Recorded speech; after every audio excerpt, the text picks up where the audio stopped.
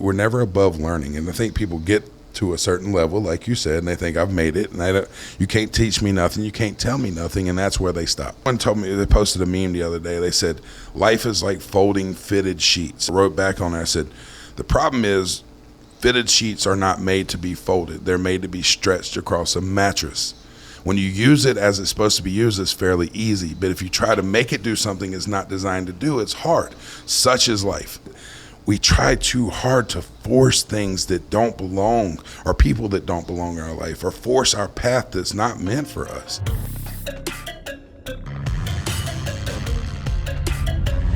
So we've got a treat for you today. I'm on the air with Mike Sims. This guy's an absolute legend in the cannabis world.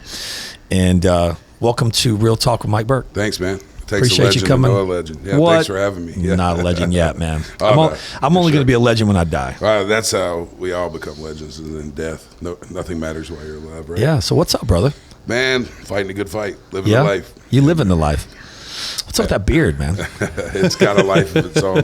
It's multicolored. It's got all kinds of grays and all kinds of things. Bro, I don't know if what series Vikings you were on. That's what it is. It's just a diet of raw meat and cannabis. No problem. I was watching Vikings, and you remind me of somebody on Vikings. Yeah, I get that a lot. It's funny. I did the 23andMe or the genealogy deal or whatever, and sure enough, it was all Viking, Northern Wales. How old are you? 41. I was 41. 42 this year. Yes, sir. You from Charlotte? Born and raised. Yeah, baby. Where'd you go to high school? North Mecklenburg. Born behind Garinger High School, Plaza Road. Plaza? And McMillan Street. Where'd you go to junior high? Alexander Middle School. Okay. No longer exists. They bulldozed it. That was a Northeast. I'm a Mid-Hill boy. Yep. Went to Independence High School. We still fluoride Mecklenburg County water. Yeah. Oh yeah. Yep. Either way. But I remember in school we used to have the little mouthwash swishers. Yeah. Come here. Pretty sure if I ever die, that's the reason. Yeah. When I die, of course. Yeah. You know. Hey, let's have a toast, man. Toast to that. Yeah. Welcome to the show. Appreciate you coming on. Mm-hmm. Yeah, I was alluding to earlier. I don't know if you know this or not. Really, you're kind of directly involved in my world and my business too. Indirectly, I bought a Honda many moons ago. Priority Honda, maybe Independence. Yeah. I think you even tinted it yourself.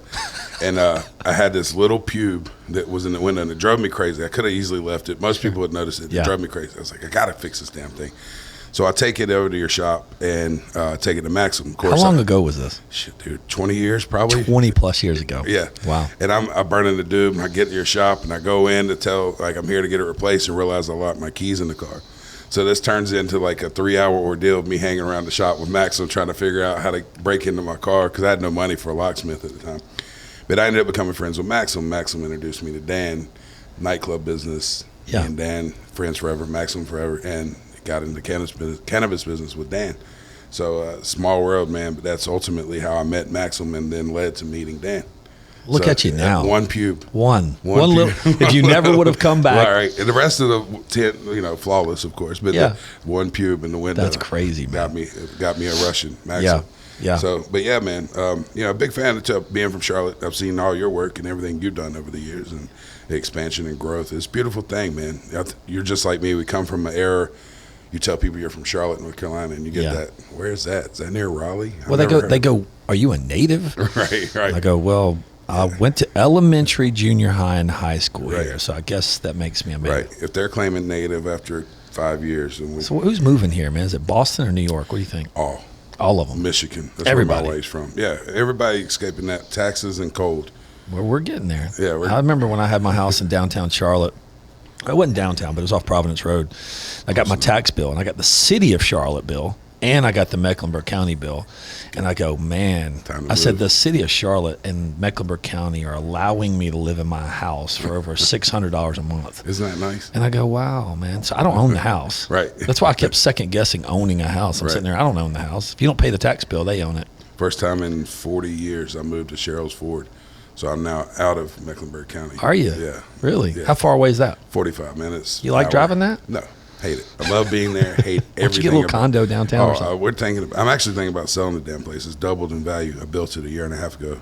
Yeah. We're heavily contemplating getting an RV and just. So how many Crowntown Cannabises are there now? Man, 4. We got we're franchising. Okay. So we got 4. We got 4 currently, Okay. And then we got 5, 6, and 7 in the works. Okay. We have a distribution company, and we are opening a cannabis themed resort. And I heard that. Yeah, Dan kind of went into that. Dan, Yeah. I had on the show a couple episodes ago. We're getting closer to full announcement. You and him are partners. Correct. Me and Dan. And so one what do other. you bring to the table versus Dan? Just a pretty face, man. Well, Dan.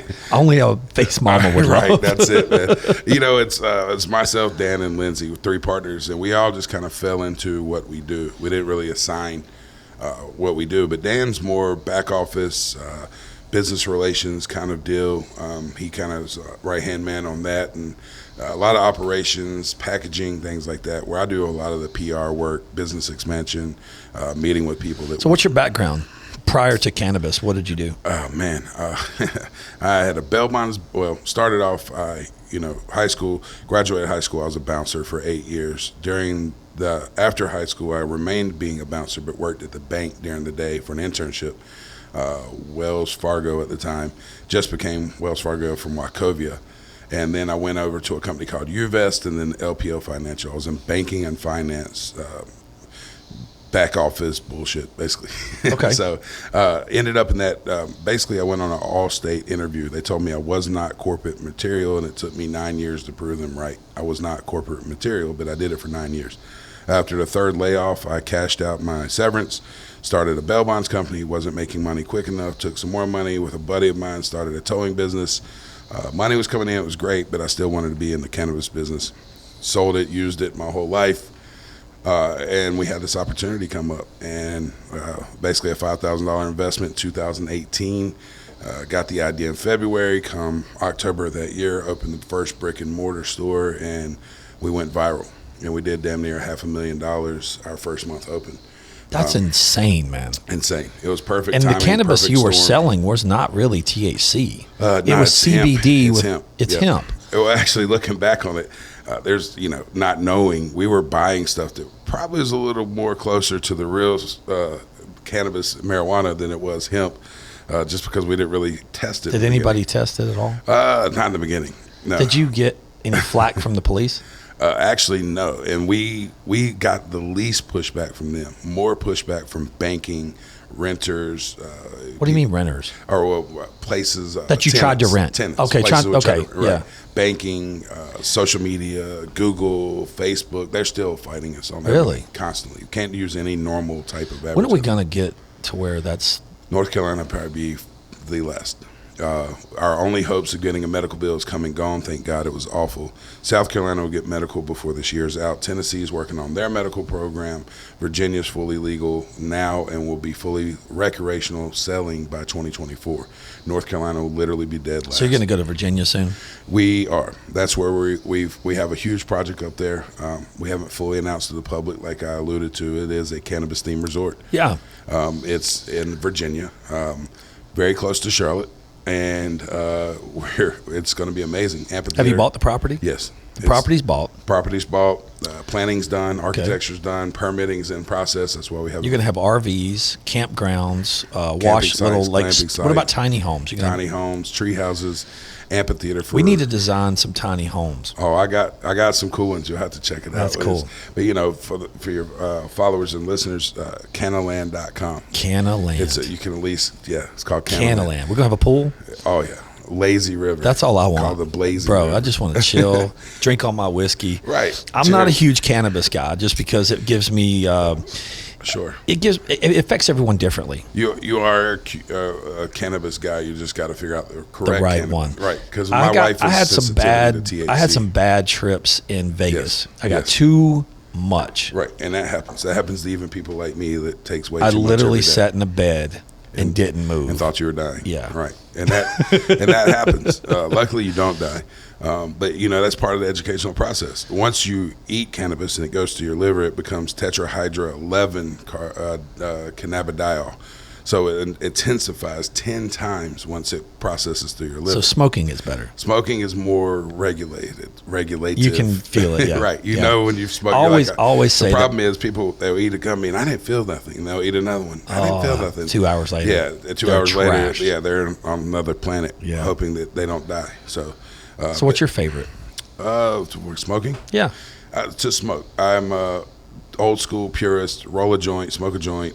I appreciate all the products and we sell everything that's safe, but I'm a purist. There's no such thing as a safe smoke, but smoking cannabis versus tobacco or anything else is the safest way to smoke. Right. But that's it, man. And then other than that would be some edibles and things. But smoking. When you first got the started, ritual. would you buy and sell weed? Is that something you did back in the day before you?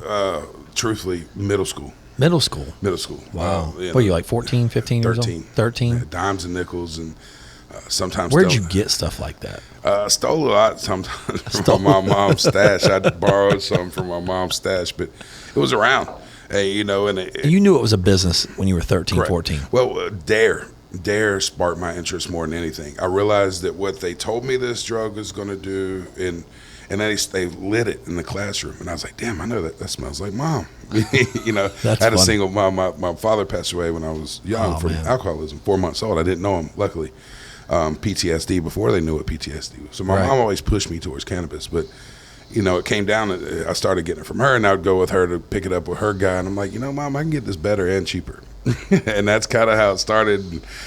Same thing with friends, and then I realized, damn, you know, I didn't really want to sell this, but if I buy a certain amount, I can smoke for free, make a little money, and I can smoke all I want. And that's literally how it started. And I would get nervous and scared and back off. And, you know, through corporate years, obviously I don't need to be messing with this, but when the opportunity came back up in 2018, you know, same questions. What is this? I can sell this legally? People are actually going to buy it? And of course, it did. And, you know, every time I turned away from cannabis, I've suffered. Every time I've gone back to it, it's been amazing. But I always knew I wanted to be in this business. And I've had the opportunity now. I live the dream. I have a true lottery-style life. Well, you're doing something you love. I do. You love the I don't work a product. day in my life. You love the product.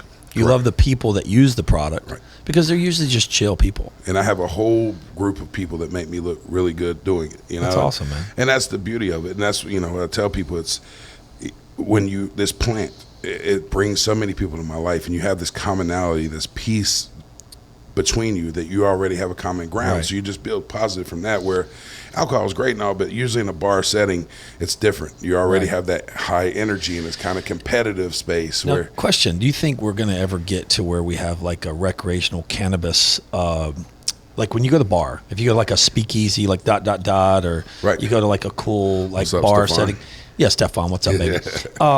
Yeah, I've known him since Cosmos. He's a super cool dude. Awesome. We love going there. Yeah. And Cosmos too. That's, yeah, we all cut our teeth. All in back in the Cosmos. day. I know. Gus taught us everything. Gus, absolutely. Right. The day of going into a bar to have a drink, and then having marijuana sitting on a shelf. It is here. And it's then in Charlotte now. No way. Our newest store. Yeah. Cabo Fish Taco in Charlotte. Everybody knows it. Cabo Fish Taco. And North you go there, Davidson Street. you can We're have above it. We got the space above it. We're renting space above it. We've done a soft open. We're not grand opening. Of course, so you go in there, smoke. Go in there and smoke, speakeasy style. You go in there and smoke, drink. We got infused slushies. We got infused ice cream. We got mocktails. All right, I'm in. Yeah. I'm in. When are we going? So grand opening has keep getting pushed back because I want in. We had all custom cabinets made, and there's a national glass shortage. So we've been waiting on this glass piece to be coming in for 2 months now. Holy and cow. literally, it's holding up our entire grand opening. So plastic plexiglass is going to be we temporary. have fold-out tables in there right now with, you know, we got $50,000 invested in furniture, and we got fold-out tables in there right now. I can't wait. But it's an event space. In the evenings, we'll roll the cabinets back to the walls, and we'll have spoken word in there. We'll have open mic night. We'll have comedy night. That's have awesome. Puff and paint. I'm in. Night. Yeah. I was talking to a guy pulling up in the parking lot. He does custom shoes, and we're going to do like a night where you customize your own shoes and things. Oh, that's sick.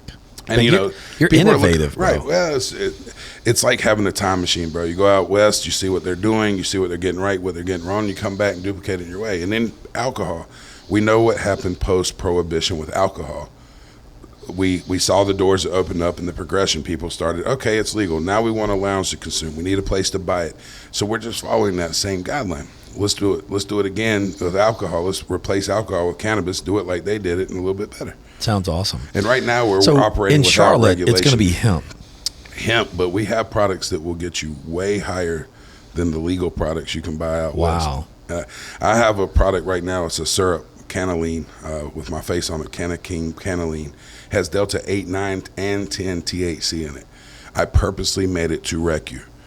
Because wreck you. Yeah, because everybody kept, I don't feel shit. I don't feel things. So I said, I got something for you. I got something I'll wreck you. And the R&D for this thing, man, let me tell you, I'm not a seatbelt wearer. I'm not a rule follower. Following that R&D session where I tried it, I sat in the parking lot for 2 hours with my seatbelt on. I called my wife. I was like, I can't move. Like I'm stuck. I was scared to drive. I felt like nothing was normal. You were frozen. Right. But we now sell that product legally, and I kept pressing it. Does it help pain? Yes. We have things that specify for pain. There's 114 cannabinoids in cannabis. So out of those 114, the ones we know the most of, CBD, THC, even THC, we got THCA, THCO, THCV, 8, 9, and 10. There's all these ones. What happened when they made these laws, they didn't realize there's other psychoactive properties to cannabis besides the Delta 9 THC. So we learned out west and through studies finally and trial and error that every cannabinoid directly affects different parts of your body. We all have what's called an endocannabinoid system. As you take these cannabinoids, it helps your body regulate different things: thyroids, arthritic pain, neuropathy, sleep patterns. I need some help with nerve pain. I got you. And I have nerve damage. I didn't know that. Yeah, so I had a back surgery 5.5 years, 6 years ago. Yeah. And they tore my nerve sheath, like the coating around the nerve. So they cut it. You don't own part of the hospital from that? Unfortunately, I signed That everything. sucks. Yeah, man. But my left knee to my left foot is numb. My left calf doesn't work. My left foot doesn't. Right. Like I can't lift up at all. Sure. So I had to almost, in real layman's terms, the first year and a half, almost relearn how to walk. Sure. And my left foot feels like about a vice grip is surrounding it. Right. And it feels like 1,000 needles underneath the bottom of my foot. Yep. 24/7. That's that neuropathy kind Just of. not, I mean, so my left calf is like this. Sure. And my right calf is like this. Sure. So when I walk, I kind of feel like I have a little drop with my hip. And I have physical therapy. I do training. And for the first year and a half, I went through a real bad depression. Like, because I used to jump rope, work out, and be a beast. Right. And mentally, I was. If you beat me when I was in my prime, I shook your hand and bought you a beer because you earned it. Right. Like you earned it. Now, age is some bitch. Now I'm beating you with my brain. Right. Now I'm like, all right. Well, natural progression, we have to. Or we're older, man. I'm almost 50. Right. As this guy, I had an altercation with this guy the other week, and I'm beyond fighting now. I shoot. Well, here's the thing: when I get in an altercation at the bar, I say, "Bro, you need a hug." Right? Yeah. Come here, give me a hug, bro. Yeah, because if you're really upset me, I'm not fighting you. I'm probably going to shoot you. That's where I'm at in life. I'm too old and too out of shape. I just want a hug. Like, give me a hug, man. You know, when I find people that are not in a good mood that want to altercate, to do with you. It has nothing to do with me, man. I'm a friendly guy, and I'm a big dude, but I'm friendly. Sure. And people that are little. That guy's had a bad day. He lost his job. His wife's gone. Right. Something in his life is tragic, and he's trying to. This book, The 4 Agreements, book on tape, the Audible, and it tells you to take nothing personally. It's pretty good. It talks about the conversation. What book is it? It's called The 4 Agreements. The 4 Agreements. Right, and it talks about the conversations we have with ourselves, manifestation, your own words. Do you listen to a lot of audiobooks? I do. I got a 45-minute ride into work. I can't read well. Awesome, man. Good for you, bro. You talk about change. Back in the day, it was 12 subwoofers in the car and make my brain rattle every time I get in it. Now it's either complete silence or a book on tape while I'm cruising down. You know what? I don't listen to music that much in my car. Yeah. Unless I'm on the way to the gym or somewhere where same thing. But I'll listen to nothing half the time. Yeah, Quiet is good. I got a 3-year-old and a 4-year-old daughter and a wife, and when I'm in the truck, it's the only quiet time you get. So I enjoy it. But dogs, cats? No, none of that. I had 13 years. I had an English bulldog. Averaged about $600 a month in vet bills, and finally lost her. And I was I can't do this again. I know how it ends. So we've got 4 cannabis land. I mean, Crowntown Cannabis stores. Yep. We've got 4, 5. We got 5, 6 in the making. Right. And where are those going to be? We got them pretty much throughout Charlotte. I got one guy. Are these going to be franchise stores? Yes. Okay, so you've got 5 and 6. What's a franchise cost? $25,000 fee, and then up from there, there's an upfit of the store, fitting, and What's an upfit? 30, 40 we're grand? probably all in. You're probably grand. low end 80, 100, high end 160, 200. Okay. Staffing, that's All that, inventory. out Out the door, if I want a Crowntown Cannabis, 80 to 100 grand.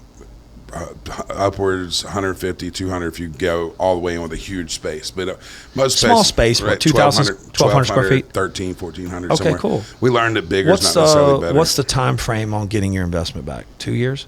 Man, we did our first month, but I that's think not realistic. normal. Yeah, That's not normal. It's not normal, but the business is still there. I'm sitting there trying. We have 4 stores. We've all done them a little different to see what does this amount of money and effort get us. Right. And we're seeing that most of them are turning. You probably going to see profit in 4 to 5 months range of starting to You'll really make 100 grand back. Yeah. Yeah. I want one. Yeah, I mean, it's I can't guarantee price, but it's doing well, and it's only Can I open one in Texas? absolutely. Texas is a hot market. Let me tell you, I've got a business in Texas. Texas I bought a is store huge. down there, Right. and my Texas store in Window. Where you at in I'm in Fort Worth. Fort Worth, Keller. So same deal with Charlotte and North Carolina. You got more rural, liberal parts of Texas, and then more conservative, Right. or more urban. So liberal. Texas is hot. Correct. It's the hottest real estate market. Yep. It's the hottest everything. What was impeding us in Texas is they were trying to ban what we do. It was overturned by the Supreme Court. So Texas is now full open for what we do. So I can open a store. 100%. Let's go. It's hot too. Let me do it. I got a place there right now. An apartment. Let's I'm make it. living there. Yeah, yeah. Any parts, Texas, Austin, Dallas. You want to sell me a franchise? Yeah, 100%. All right, I'm Yeah, in. I have no, and it's only growing. So from here's the here. thing. I don't mind managing people. Sure. And I'm very successful at managing people. Right. I'll put the right people in place. That's how you do it. Exactly. Right. Pay them 'Cause good. You can't be everywhere. No. And you learn that. No, I'm an investor. Right. And it's profitable. And I tell you, we're teaming up now with You're gonna help me? some people. Absolutely. What do I get for my help? So all of our mistakes. Exactly. You know what? When Right. people come into Sunstoppers, they go, "Well, Mike, why am I paying you this money?" And I go, "Dude, I got 30 years of making mistakes. Right. I'm going to keep you from making lots People of are mistakes." so scared of failure, but they don't realize it's absolutely. What's the part of fees success. per month? Or you have percentage? Don't hold me to it. I think it's like it's minimal. It's just a couple percent, and it goes to a marketing fund. Okay. So Love it. and a direct transparency of where it goes. You're just trying to grow this thing. Man, and it's a land grab. But Because it's a matter of time. But here's the thing: when it comes We're legal, ready. that store turns into a legal Profit. store. And What about you I s- stay out. I went just out in Los Angeles 2 weeks ago. Obviously, what we're looking 2 decades of legalization now. Black market's hotter than ever out there, and still the stores stay packed. I've gone in all different dispensaries all over California. It's not line out the door, but it's still steady, good business. And their delivery market and everything's still just as hot as it can be, and it stays steady business. So at a store, if I get a store and I open it up and I get it designed the way we want, Sure. and make it look Texas a little bit, Yeah. with the rustic look, then I turn around and you supply all the inventory. So we buy all the inventory from you, Yep. and you supply it, 100%. and that's where you get a little bit of your profit. A little bit, but that still leaves you a 50% margin minimal. And what we've done, we don't really make anything ourselves, but what we've done is scour the entire country. Everything's made and grown within the U.S. That's very strict on our part. Yeah, that's good. It'll perk you up. I love it. Get you lubed up there. But everything's grown and processed in the U.S., but we've gone through trial and error of finding companies, number one, with a great product, number two, that can stay consistent and keep up with us, Okay. and number three, they source their products the proper way, because these plants have microbials, herbicides, pesticides, mold, mildew. We have to test for all that constantly, because if it's in the plant, it's going to be in the product you make. If you take that, you're going to be sicker and feeling worse than when you started. A lot of companies don't test for that, and we do. So we vetted many, many, many companies, even companies that started out great for us, but as they expand, they couldn't keep the supply and the quality up. So we've taken all that guesswork out. We have direct conversation. We have direct links to these farmers and processors where we have the best. It says a lot that we don't make it ourselves, because these people can make it better, cheaper, and faster than we can. So if I get a store in Texas, I send my staff up to work in your stores for a while. It's about a month training process, About a month. but it continues. But you do that while you're building out the new Correct. store. Correct. Yeah. Yep. And then how much inventory do you need? About 30, 40 grand worth of inventory? Roughly. And we try to only get you to buy what's moving. There's other things that are important to have, but they don't move as quick. We show you what our fast movers are and what sell quick. Yeah. Things that get you high. So if I get are a gonna store move in a lot Texas in 3 months, will I be open? I said we could do it faster than that, honestly. I'm in. Oh yeah, I'd love to too, and that's we could definitely talk after this. Absolutely. I'm all business. I'm looking to diversify. Yeah, I and love so the am I. tinning game, man. Don't get me wrong. Right, and you should always be diversified. I love this business, but I'm not dumb. Real estate market's hot. My investors for my cannabis project I'm building in Virginia, they're in the real estate business. Their hottest market right now is Texas. I agree. Period. That's where I'm at. Right. My business right now in Texas, It's on fire. Yep. It's nothing but land. There's limited taxes. There's limited laws. It's property freedom. tax is expensive. It is. Because I looked at buying a house. But if you They get you on you that. can get ag exempt really easy in Texas. If Get you what? have agriculture exempt. Yeah. If you have anything on your property that's possibly extinct, you can even get these deers from Africa to live on your property because it's the same climate as Africa, and they reproduce. And if you have them on your property, All right. you can get ag I'm going to have to look into that one. $2 per acre per year. That's the formula. $2 per acre per year ag exemption. That's awesome. Yeah, You're a smart guy, man. man. Where did all this brain power come from? Cannabis, bro. And everybody keeps telling me that pot smokers are dumb. Right, and I'm trying to beat. If I could just lose this damn weight, I'm trying to beat all the stereotypes. You know how you lose weight, bro? Stop eating so damn much. No. That's It my is. problem. That is. All right. No. You got to fast a little bit. I man. do, and I do fast, and I know how to lose weight. I just enjoy life not doing it. Dude, those shoes you got on are sick. Yeah, man. What are Hello those? Kitties. Hello Kitty. They're Nike. Hello Kitty Yeah, Nike. Hello Where'd you Kitty. get those? Nike, man. Did you order them? Oh yeah. I got a guy that makes custom shoes and everything. But these are straight from the factory like this. Bro, I got my love daughters those. come Dude, I'm a Carolina guy, so I Me like the too. Carolina blue. Yeah, me too. So anything Tar Heel, really. Yeah, that's the Hello Kitties. But All right, I want one. yeah, and they're pretty cheap too, man. You get me a This pair? one of my cheaper pair. I'll get you a pair. Well, you open your store, I'll give you a pair. No, that's it. I'm a But size I got 12. a guy, Mike Griffin, Hometown Heat. He makes from scratch custom shoes. He tears them all the way down to the sole and rebuilds them. Get out. And he's all kind of celebrities and Is he athletes. killing it? Oh, he's killing it. That's awesome, bro. He made me a custom pair of shoe and everything, but we'll have to get you something. That's cool, man. I'm in. But you talk But about. you're going to come to Texas. We'll put a cowboy hat on. I'm down. Put some You know boots what on. sucks? They don't make a cowboy hat that fits me. I wear 8 1/4. Your head is big, bro. Big damn dome. That's where all Well, that see, if you smartness lose some comes weight, from. I don't know if the head's going to I don't think it gets worse. It's like a bobblehead. I lost weight before, and the damn head stayed the same. How long you size. been married, man? This time, 6 years now. That's cool. Yeah, the second way. So you said you're listening to audiobooks. What's the most powerful book you've, other than the 4... Pimp Game, the instructional guide. That's one of them actually listening to. Pimp Game. Yeah. Now, one of them that I love the most is You Become What You Think. I love that. Yeah. And people don't, it's that subconscious voice that we think is no power at all. It's the conversation we have the most.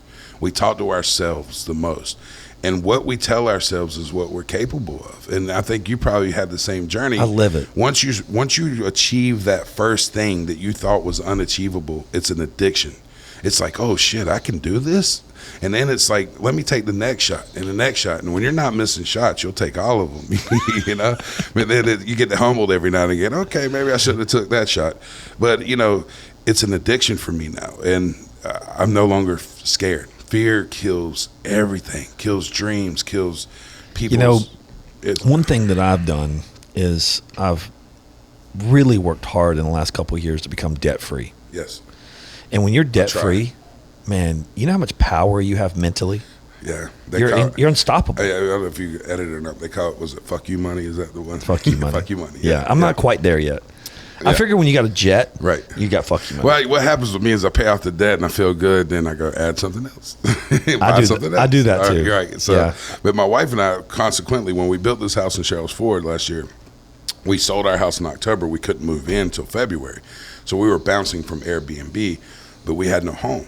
At first, it was frustrating, especially with 2 young children. But then we realized, hold up, we got a bank account full of money. We owe nobody nothing, and we can choose where we want to live any day of the week. And that stuck with us. And now we're really contemplating selling the house at the lake. Getting I an just RV. sold my property I had on Albemarle Road. Yeah. We had a building on Albemarle Road. It was an old 50s gas station. I had a tent shop in It was there. about $20 million now worth. It was the a way lot. properties going. But the thing It's is, I crazy. had almost 2 acres. Sure. And I bought it. It was an old used tire store, and I bought it in disarray. Right. And I flipped it. I put heat and air. I put a brand new air conditioning. I painted it. I insulated. I spent about 40 grand, 50 grand fixing it up. It's beautiful. Right. We worked a business there for 8 years. We made a little bit of money out of the place, but we didn't utilize it enough. It had 3 bays. It wasn't quite set up the way I like a tent shop. Right. It was more of a service station. And it was in a side of town it's up and coming. You know, it's not quite exactly what you would want. Pre-gentrification. Yeah. And I had a realtor reach out to me that wanted his windows tinted on his Tesla. And he said to me, he goes, man, you ever thought about selling this building? I go, not really. I said, I mean, I'm cash flowing. I don't owe a lot on it. He's like, what about And I this? said, how about this? I said, he goes, this is what I think I could get for it. And it was like almost $900,000. Right. And I said, I said, bro, put it out there for this. It was like $825 or something. And I said, put it out there. And I said, don't put a sign in the yard. I don't want my staff to know that we're, thinking about selling it. And I said, just test the waters. I wasn't even in 2 days. I had 5. I was at Barrett Jackson in January. It was in January. Right. I was at Barrett Jackson there for Expel doing basically a booth, like working the booth. Right. And I got a bidder's badge. I'd never been to Barrett Jackson before. I went there and still want to go. It's cool. Bucket list, yeah. But I'm telling you overpay for cars like crazy. And then you pay 10% to the freaking assholes that are selling the cars, and you're like, shit. Then I go, yeah, I bid on 2, and I actually bid on a Jeep, Rubicon, like the one I'm driving. And I got a better deal on the one I got outside now than I would have gotten there. But they got some cool custom cars. And I met a builder that made the car that I wanted. It was like a Nova that went for over $100-something grand. And I said, bro, you build me a car? And he said he had 120 in the build. Right. And then sold the car for like 100. That's how it always goes. But he turned around and said that the notoriety of the build gets him more builds. So he ends up getting customers. So he builds a car that he builds with his own money. Take a loss. And takes a little bit of a loss. But he gets his name out there. Right. Then he turns around and has special builds that people like me, I'll go up to him and say, man, I really like this car. Right. Will you build me one? And they go, yep, I need 120 grand. And then guess what? He builds the car for 90 and makes 30 off of you. But he does that a couple times. So that got his name in there, in the hat, I guess, as a builder, which I thought was a cool experience, man. It's a big party. Oh, yeah. And cars, cars are... Scottsdale's the one to go to. Is it? That's the one. It's January. It's awesome. And I'm a heavy Chevy guy. I'm old school. My first car was a '64 Chevy Corvair. Corvair. Wow. Unsafe at any speed. Ralph Nader. Did it have a seatbelt? Did not. It was a '64 Spider. My grandfather started the Queen City Corvair Club, and he and I worked on this car and helped rebuild it. And I drove it for about 2 months and got rear-ended by a F-250. It sent the engine, which was in the back of the car, through the back seat. Oh my Lord! Messed it all up. But yeah, cannabis and cars, man, it goes hand in hand. It's a kind of underground culture. A brand new Dodge truck. That's badass. I'm a boater now, man. Boat? What kind of boat you got? A 2021 Premier 27-foot tri-tune with a 300 horsepower Suzuki motor. You love it? Does 40 miles an hour. It's a badass boat. I love it. Yeah, I live on the lake now. My kids, they don't know life not living on the lake, and it's an activity we do. So in Cheryl's Ford, what lake is it? Lake Norman. Oh, you're on Lake Norman? Lake Norman. Very northern end. Lake Norman State Park.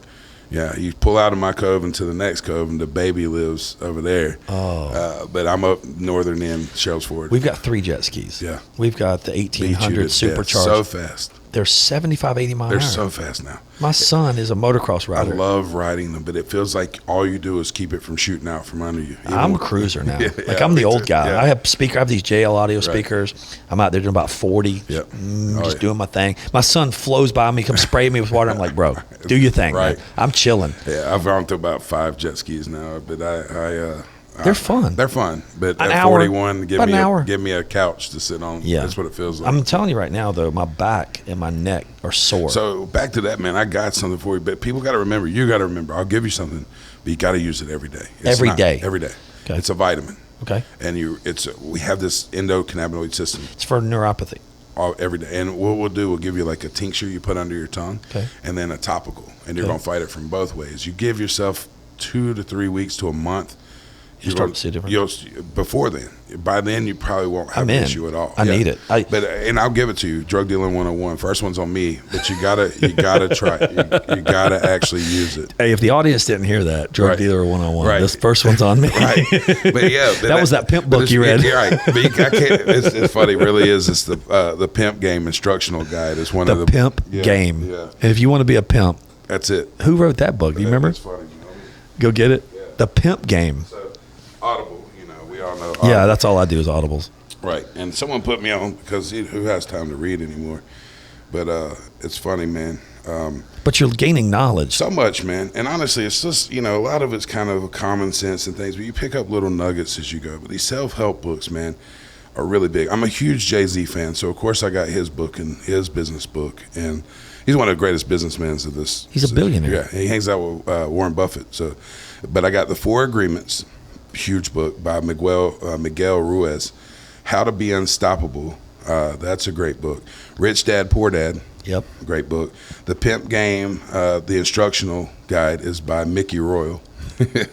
And then Never Split the Difference. That's by Chris Voss. Great book there. The Alpha Male Bible, Manipulation, Body Language, and Stoicism. Dark Psychology and Manipulation is how to protect yourself from it. The Road Ahead, which is Bill Gates' book.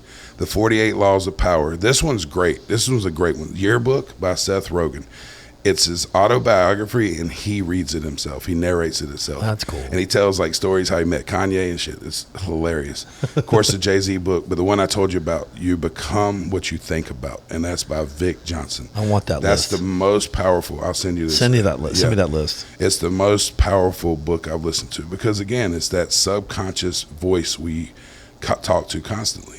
And words are powerful. Words manifest. And you're probably the same way. It's literally as simple as figure out what you want in life. Go do it. Go do it. You got to you devote your whole life and you can achieve anything you want. That's the weight loss thing with me.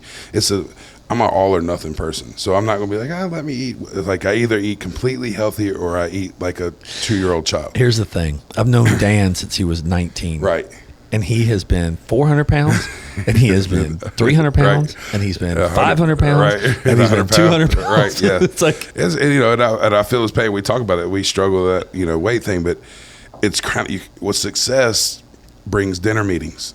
And with dinner meetings, late, right, drinking and, late, eating drink late. anything you want, Yes. eat anything you want, Yep. and you go from that to like, I hope I have enough from ramen noodles this week. That's why I skip lunch. Right. I eat breakfast. I go to the gym at 6 Right. a.m. I'm home by 7:15, 7:30. Right. Do my shower, do my emails by 8 to 10. Right. That's my little business.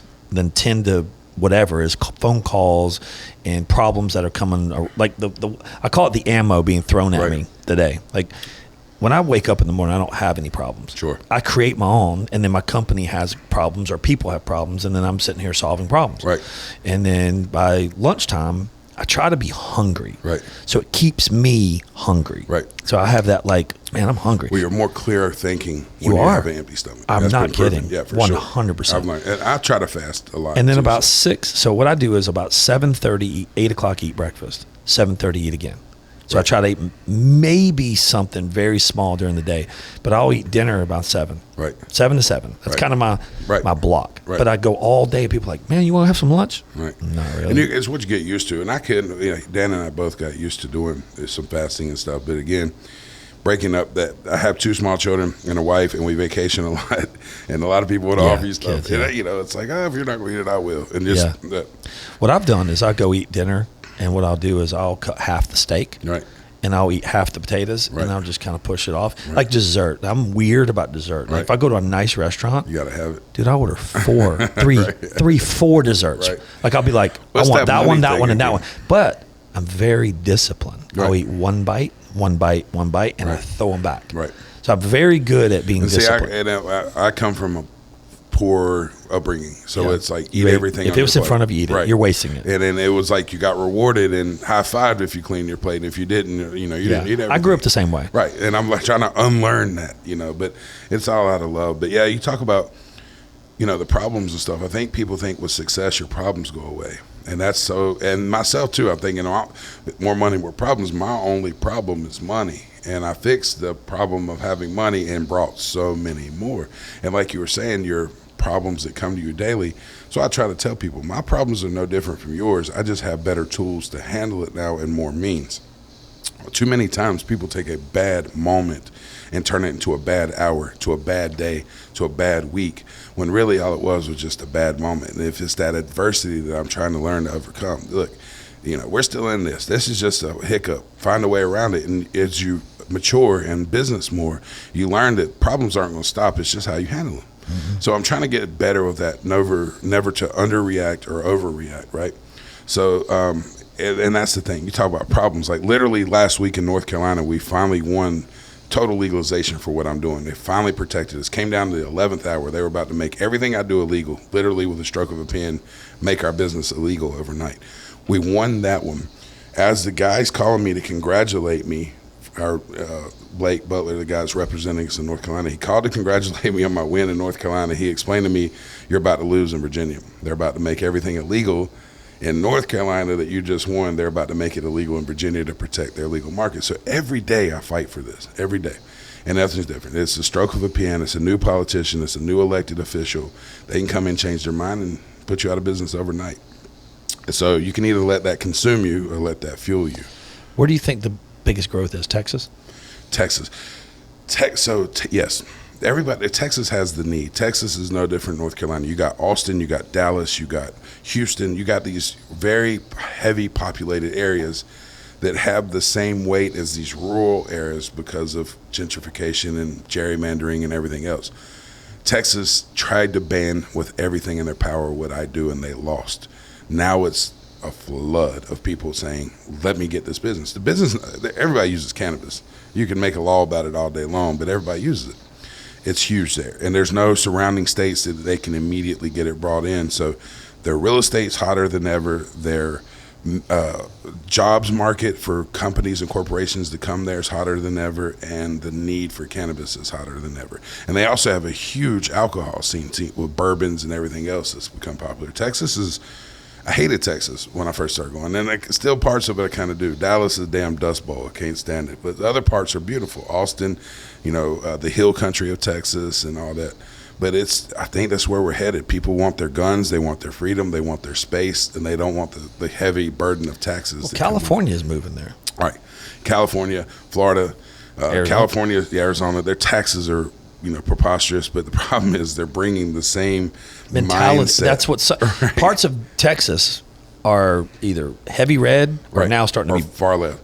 Austin's like that's all blue now. Austin's completely blue. Yeah, and that's what my problem is within the U.S. is I think for the most part the far rights and the far lefts have become so loud, they're so polarized that most of us are being left out. How can you stay relevant? Like, I'm 41 and I feel like I'm not even relevant anymore. I'm 49. Right. I'm lost in these TikTokers and all this exactly.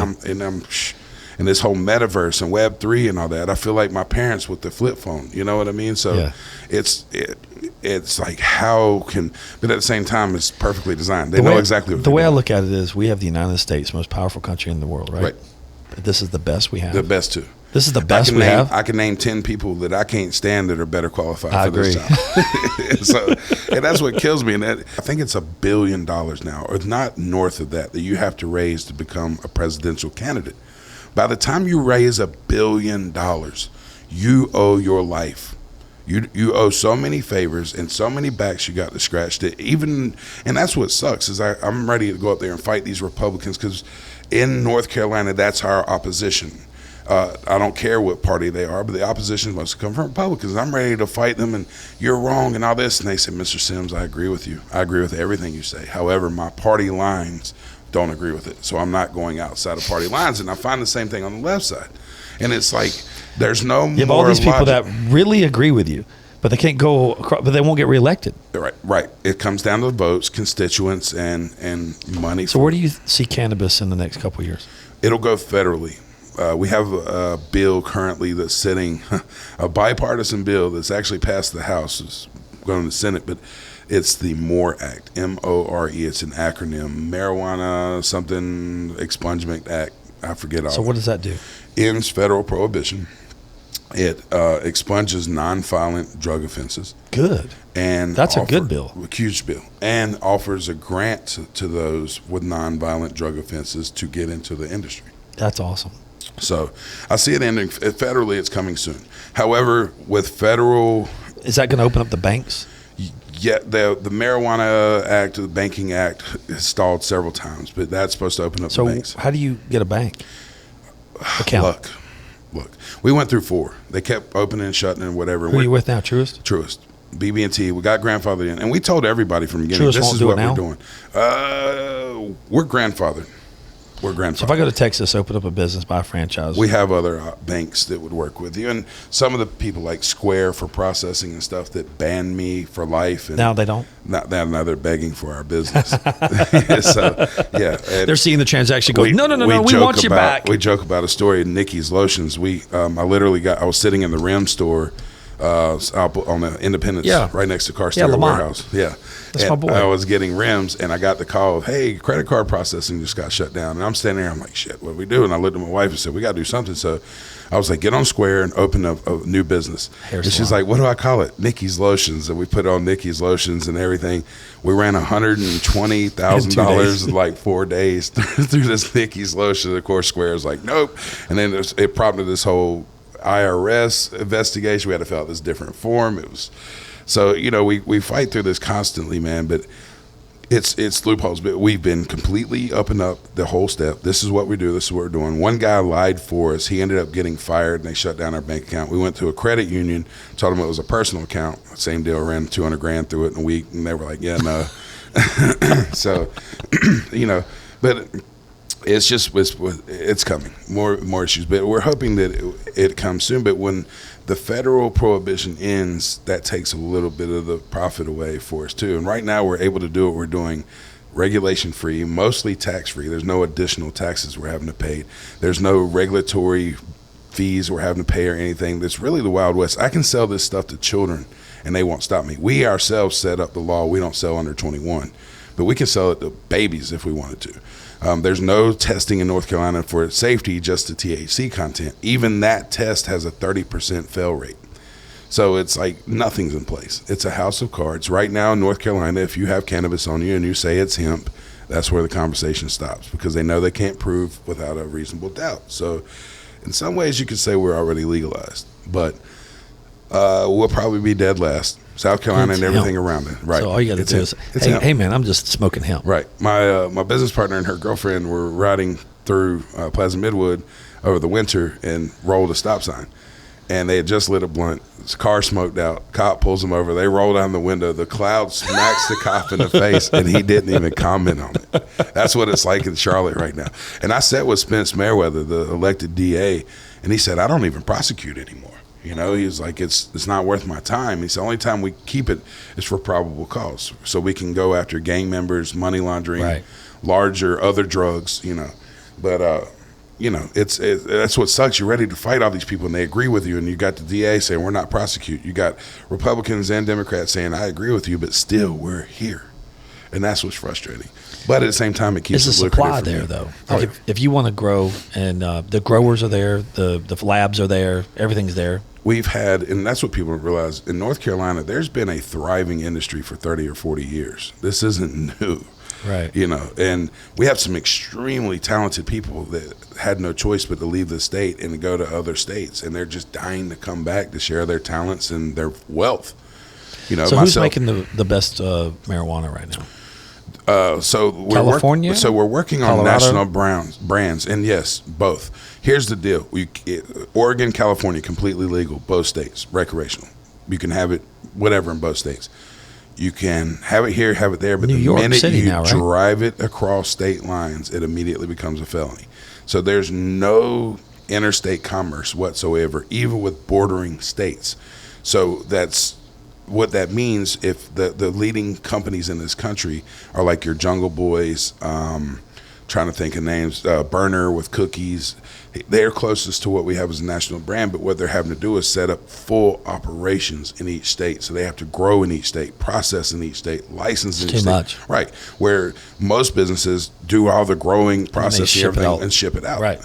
So once they open the interstate commerce, it's really going to give us national brands, and everybody's kind of jockeying and jostling for this. Right now, I know for a fact General Mills has a team, R.J. Reynolds, Pepsi Cola.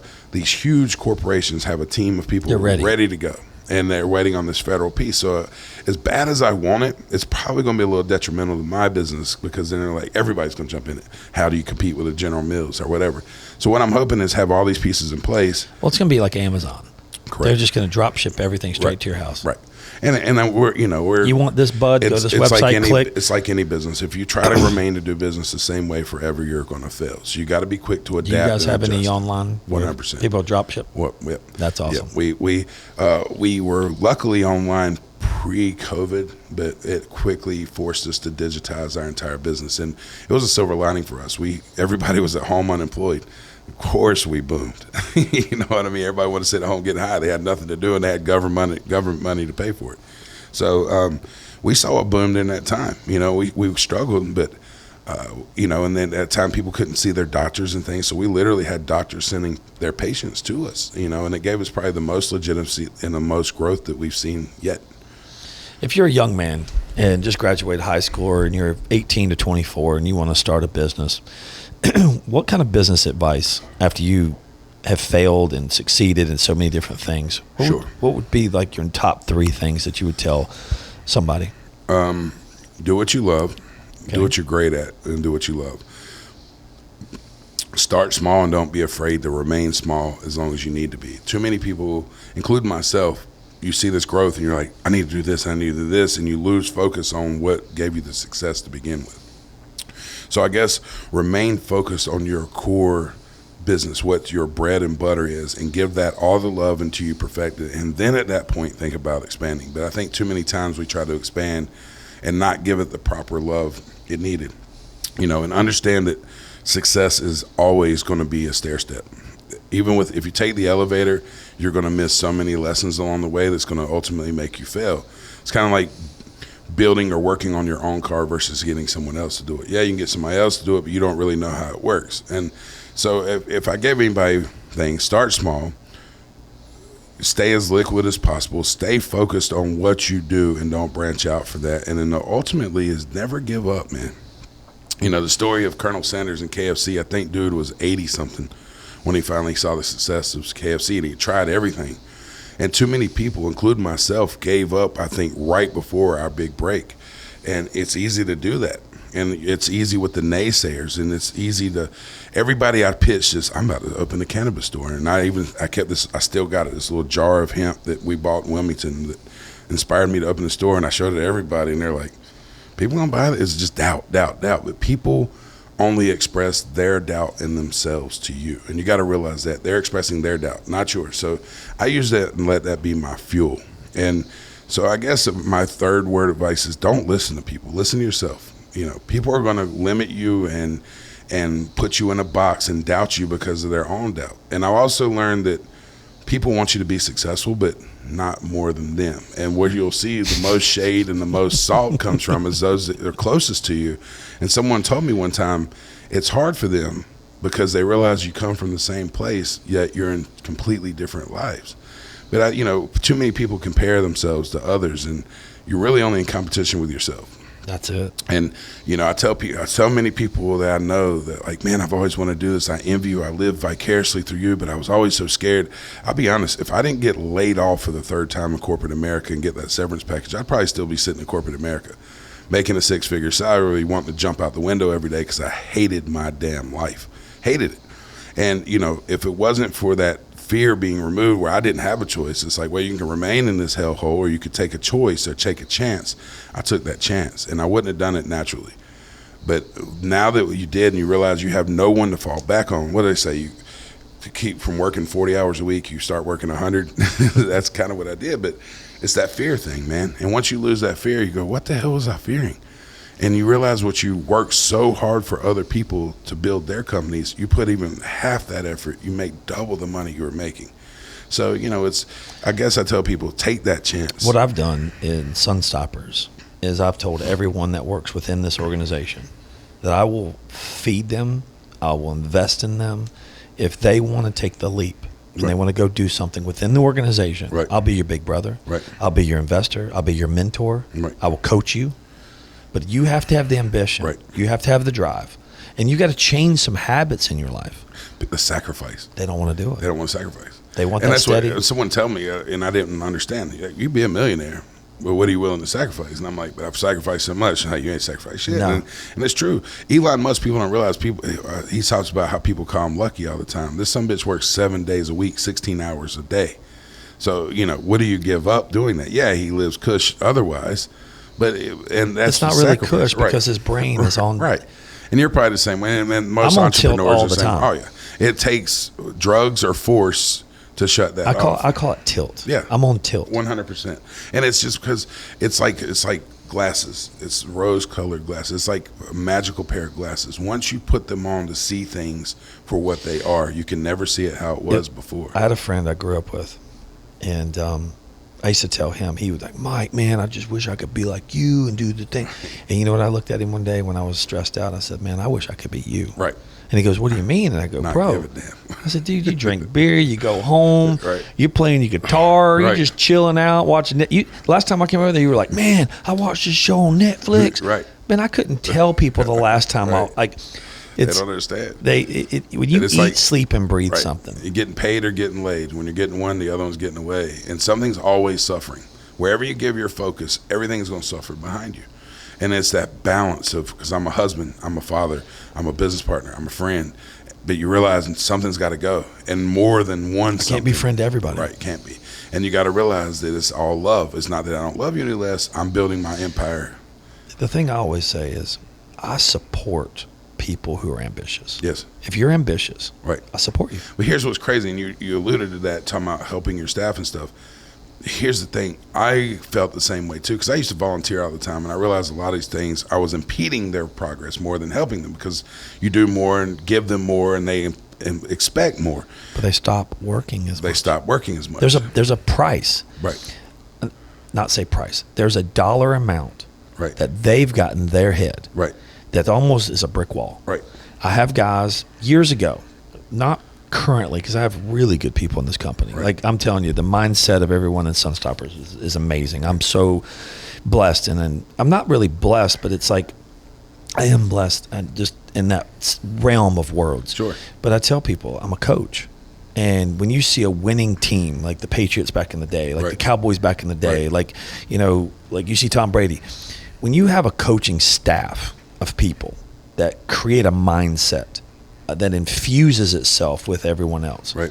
It keeps everyone on the same dream. It keeps everybody on the same kind of vision. Right.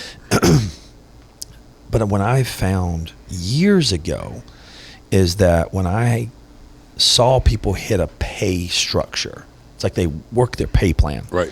And all of a sudden they attended so many cars that they hit that pay. It's like they shut off. Right. It's like a switch, like a light switch. I Boom. made it. Yeah. Yeah. Oh, I got enough money for this, and Right. this, and this week. I'm good. Right. But then Saturday came, and they're like, oh, now I'm getting out of here, and they turn away, car. Right. Right. It's nice that we've grown away from that because I do a commission structure. Right. And then I give times off. Max, we were just talking about, he covers stores when guys get burnt out. He covers Saturdays. Right. So I'm moving people around to give more time off. Because I realized a lot of the guys that were making a ton of money, that were working the hardest, I was burning them out. Right. They just need some time It's off. about balance. It's hard. You really do. And not everybody's crazy like we are, where you can just pile it on. But it's funny, you talked about helping those that need it.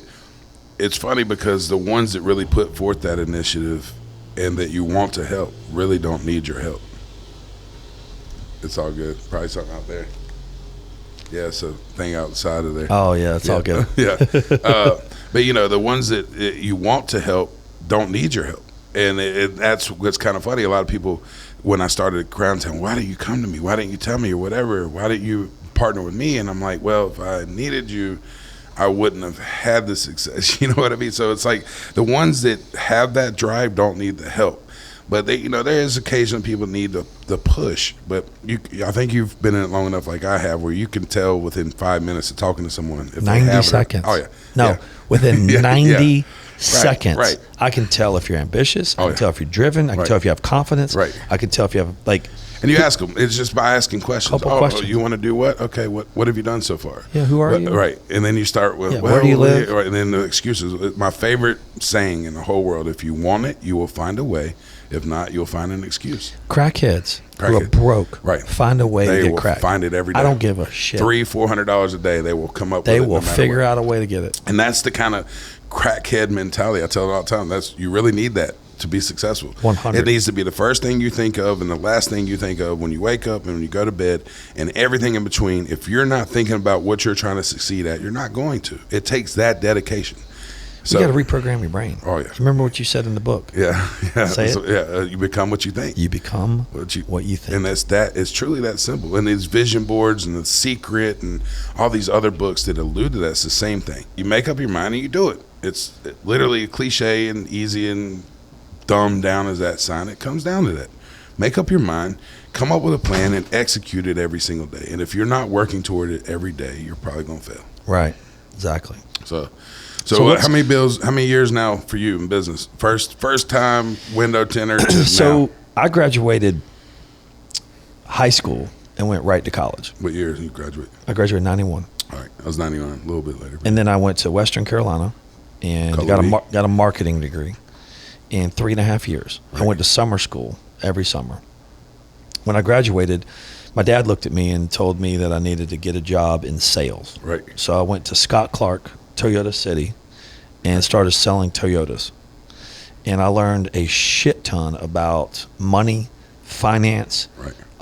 Debt to income. Teach you in school. No, debt to income, what people could afford, Credit what they score, couldn't. right. And that when people get done cutting their grass and look like a bum coming in an old pickup truck, they got the most money. They can turn around and buy anything on the lot. Yeah, so right. it's one of those situations where don't judge. Right. Like you. Right. You got a big ass beard, you got a big head, you're a cool dude, dark voice, and you can, I love that people judge. You can turn around and buy anything you want. That's my greatest achievement is I get prejudged for that. Oh, 100. Yeah, but retail taught me that. Old Navy, of all things, they have one of the greatest programs you go through. And I opened their store in Huntersville. Old Navy. Yeah, oh, and they put me through their retail program, and it taught me so much about business. Other than that, hip hop taught me. Selling cars. Right. You learn the finance department. Right. You learn the sales department. Like, sales managers. People. And then you learn the cost of the car. Ain't the cost of the car, right? Right, like, yeah. And then they got ACV, which is called actual cash value of Right. what your trade is worth. Right. And then you upside down. I was like, what the hell's upside down? Right. I was like, well, that's what you owe on the car versus what the car's worth. Right. And you got $4,000 difference that we got to make up and roll over into the financing Right. of the other car. Right. And it made me realize, I don't ever want to be upside down. So I was like, I'm going to buy a car right, and then I'm going to sell it. And so we started You learning. learn the game. And You they learn the hold game, the points hustle on game. you and everything. They pull your credit score. They tell Yeah. you, this is the best interest rate I got, but if you add this warranty, I could drop your interest rate 2 points and all this. So you learn the tricks of the trade. But Yeah. this is what You I tell learn the people. value of credit. Yeah. Like your credit score. Oh, means it's everything. so much. It's everything. I remember my mom telling me when I was very young, and I think my dad as well, your word and your credit Right. get you everything you want in Right. life. That's it. Because if you ruin your word, that means all your friends won't vouch for you anymore. Right. Okay, that means they know you're a piece of shit, you're a liar, Right. you ain't gonna do crap, you ain't gonna pay people back. But if you borrow money That's the truth. and you pay them back, That's everything. so Well, 700 credit score, you can borrow $100,000 without documentation. what if you have an 820? Yeah, you can buy whatever. Right. What's new for Crowntown Cannabis? Are you going to go focus on the franchising side, the So, distribution side? Funny thing, man, when we started Charlotte CBD, that's what we were originally. We were the first dispensary style CBD store in Charlotte. The only one on Central Avenue, the only one in Charlotte. And now there's 26 Holy or 27 just on Central Avenue alone. So, it's hard to stay relevant. It's hard to stay. Is yours still booming? Oh, yeah. Still, of course. You're it's the not OG. Yeah, we're the OG. It's not what it used to be, but Still making a profit? Still great. Yeah. Okay. Still turning. More so. We still want to open more stores in Charlotte, but the original store that you opened was what, 2 years ago, 3? October 18. Okay, So wow. coming It's up like on 4 years. Yeah. Wow. And you're looking at what's a good month there in sales? I'm just curious. Just 100? for that store, Yeah. 150. Well, we were doing 400 at one point. We were 150, 200 a lot of times. What's your busiest store now? Columbia, South Carolina, 5 points. Oh, yeah. wow. And same deal. They tried to outlaw everything. Matter of fact, SLED and law enforcement kind of What about harassed us down Greenville, there. South Carolina? It was wide open. We need to go there. Yeah, I got it. One guy there. He's killing it. Mike Alexander. But he's killing it. But it's wide. You think about high traffic areas. Should we go to Greenville? I would. I think everywhere is open, and the business is there, and that's even with the flooded market. The business is still there. You offer consecutive quality. How many window tinting places are there? You're I don't still even know irrelevant. anymore. Right. Who cares? I don't right? pay attention to anybody. Because I'm in my own lane driving. Right, if you do a consistent job and you do it well, it's going to be there. That's it. You stick to your business plan. You stick to with work, and that's what happens. I That's don't what focus on anybody but me. Right, and that's what you got to do. And take it back. You talk about your beginnings. It's that it still sticks. I remember you with the wigs and everything, the commercials. Right? Holy shit, right. that's so funny. Right, so where it's hitting. But right, and it was Samson with the used car lot, and it was. And I copied them. They were doing weird tinting. But it works. It works. Right. They were going weird dealing. You know how many times people, God, that stupid damn commercial. You see that stupid ass commercial, and then it did its job because you're now repeating it. But and it's not necessarily. I learned it's not what you know, it's who you know, and it's that perception. You got to get out there. You got to be seen. It's. I call myself the Cannabis King, and I'm Cannabis King on Instagram, and it pisses people off. I love it. What makes you the Cannabis King? I call myself that. I gave myself the title. No, here's the thing. Prove me otherwise. I used to say voted Charlotte's best. Right. Well, who voted? I did. Right. I voted. Right. We actually do get voted number one a lot too. But talk about what the future looks like. It's inundated. It's swamped. So what do we do to stay relevant? So we've purchased. Victoria's Secrets had what's called a panty bus. It was their number 1 and number 2 locations in the United States. It was for their pink line of lingerie for college campuses and things like that. So they had these 2 tour buses that went around the college campuses and sold Victoria's Secrets products. It was their number 1 and 2 retail locations when they were up and running. It was a bus? Bus. Get COVID out. put them out of business. Did you buy the bus? I bought the bus. It's being wrapped right now. It's being converted. So it's a huge Prevost. Those buses need tents. 67,000 pounds, something like that. Wow. Bus. The whole side opens up. It becomes a mobile dispensary. We got that, and we have 2 short buses that we're also converting to mobile dispensaries that have light up joints on top of them, 10-foot joints that light up Downtown and smoke Charlotte. all everywhere. Because nobody will rent to us. What about the amphitheater? Like when they have concerts? We're doing it all, baby. We're doing it all. And that's and it's staying relevant, staying in front of people, it's staying innovative, and that's football games, right? And of course, like everything else, we're going to do it until they make a law saying we can't, and they will. They'll stop us because it makes. But you'll make money, right? But meanwhile, tell me, and we're this close to having them, but think about riding around in a short bus with a giant joint on top of it. If that doesn't give you attention, and it's crazy. Our buses in Mooresville now are getting wrapped, and I've already had 2 people send me pictures just riding by and seeing it. Is this your bus? So that's powerful. I used to tell people, hustlers hustle. That's it. That's it. If you're a hustler, they're always going to hustle. Same different product, same hustle. You're a hustler. Yeah, I mean, you've sold everything. We know. It's that never fail. Period. Failure is not an option. If you go to sleep broke, you shouldn't have been going to sleep. And that's that mentality of coming from nothing. And my wife and I talk about it all the time. We got kids now that don't know. They don't know. They know dad. Oh, dad wants this. My kids will literally break something, and as the pieces are hitting the floor, you're ordering Amazon. Right. The replacement. Right. And I'm like, I'm ruining these child. But my wife and I came from the struggle, and that's what made us successful. So it's like, we wondered, how do we do this for our children without making them suffer, and so we're trying to figure out a way to make them think mommy and daddy have nothing. Good luck. Yeah, right. But it's because their friends down the street will be like, your parents are loaded. Right. It's I think how cool it would be to have parents that own the dispensary. But I think by the time my children of age, it's going to be legal. Yeah, they're like, what? Who cares? My son, when he was younger, he was probably like 10, 11, 12. I had his friends came over to the house, sleepovers and stuff. And they would go, Colby, your dad's rich. Yeah. I'm like, I don't consider myself rich. Like, I live on a golf course, right. 17, 18-year-old house. I got a couple cool cars. Right.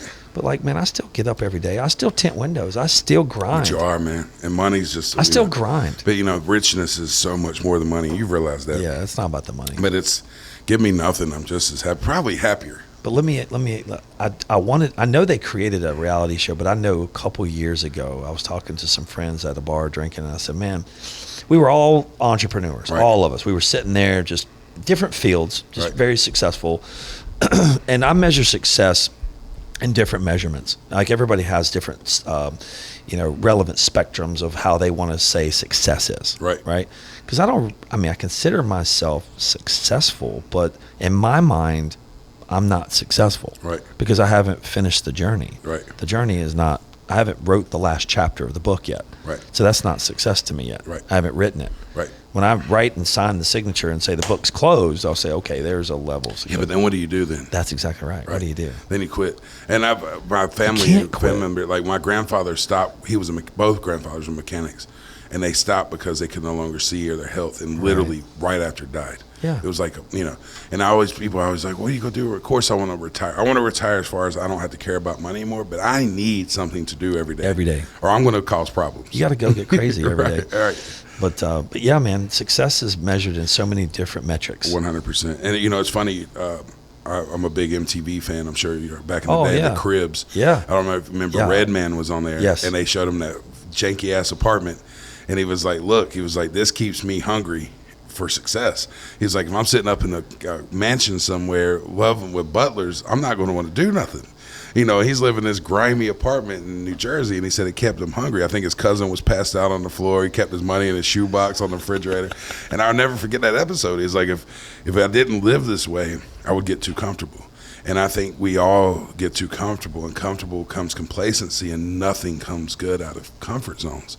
And I've learned to comfortably be uncomfortable.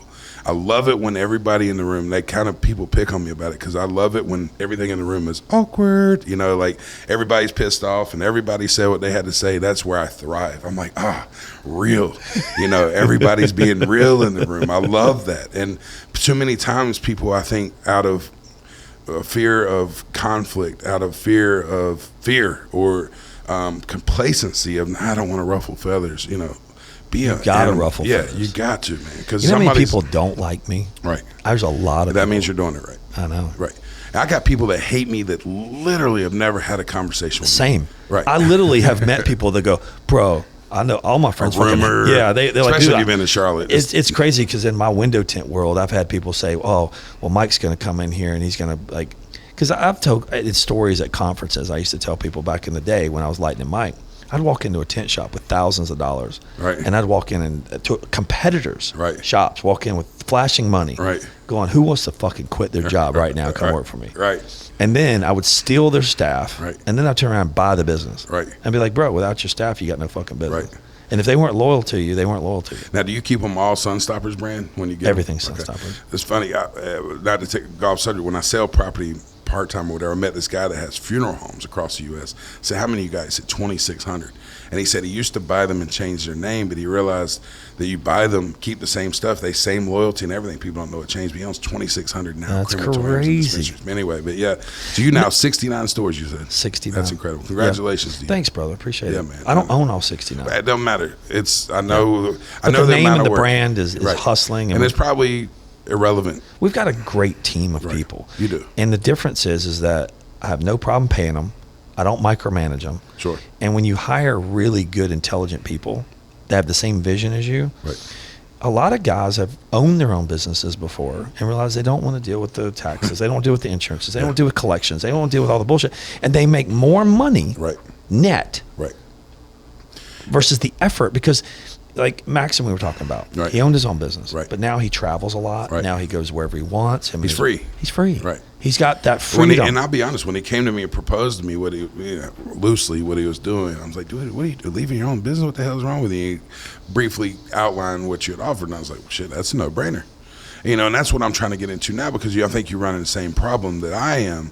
You have these rock stars for employees that you want to keep paying what they're worth. Yep. But then you get to the point, I can't keep paying. You're worth more than what I can pay you. Right. So now we're trying to figure out a program to empower our employees to become store profit owners. Shares. Profit shares. Yeah, profit shares. Right. I'd love, Max is one of those guys, when he wants to come sit down with me and talk to me about the future, I'm wide open. I love the guy. He's amazing. Right.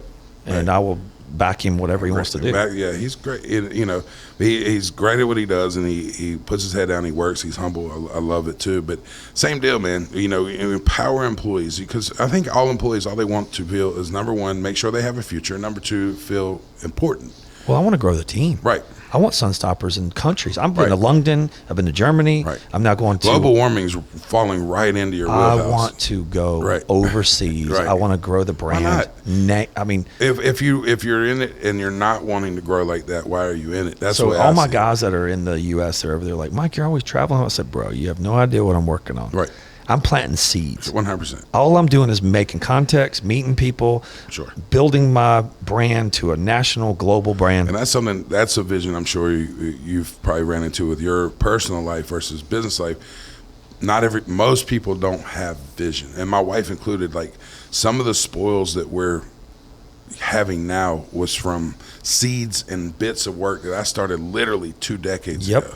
And being there for the people and showing up over and over again and doing what I say I'm going to do to build these relationships. I have a whole vast network of people that I just got to pick up the phone and it's whatever I want. One thing I'm working on, well, not working on, one thing I'm doing, because I'm not working on, I'm already doing it, is when you create those seeds and plant them. So I've been to Germany, I've been to London, I've been to China, now I'm going to Australia, and I'm going to be going to maybe Brazil, but the manufacturer of the films has seen the importance of me and what I'm doing.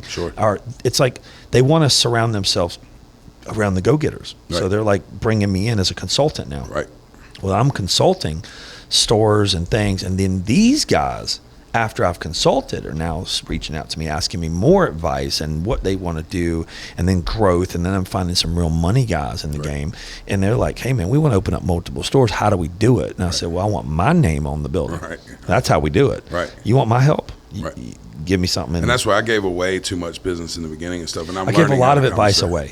And I'm very careful now. I charge $250 an hour for my advice. And that's what I'm getting. And that's part of the franchise fee you get with us is it's not just that initial, of course, paperwork and all that, but you get the ongoing curve of advice. These laws change every day. You know, and you're up on them. And it's a passion. Like, my wife hates me for it. I'm up, 3, 4 in the morning sometimes reading through these laws and meetings and calls and everything. But it's a passion and it's a love, and I love to hear no, and that ignites. How's cannabis overseas? You know anything about that?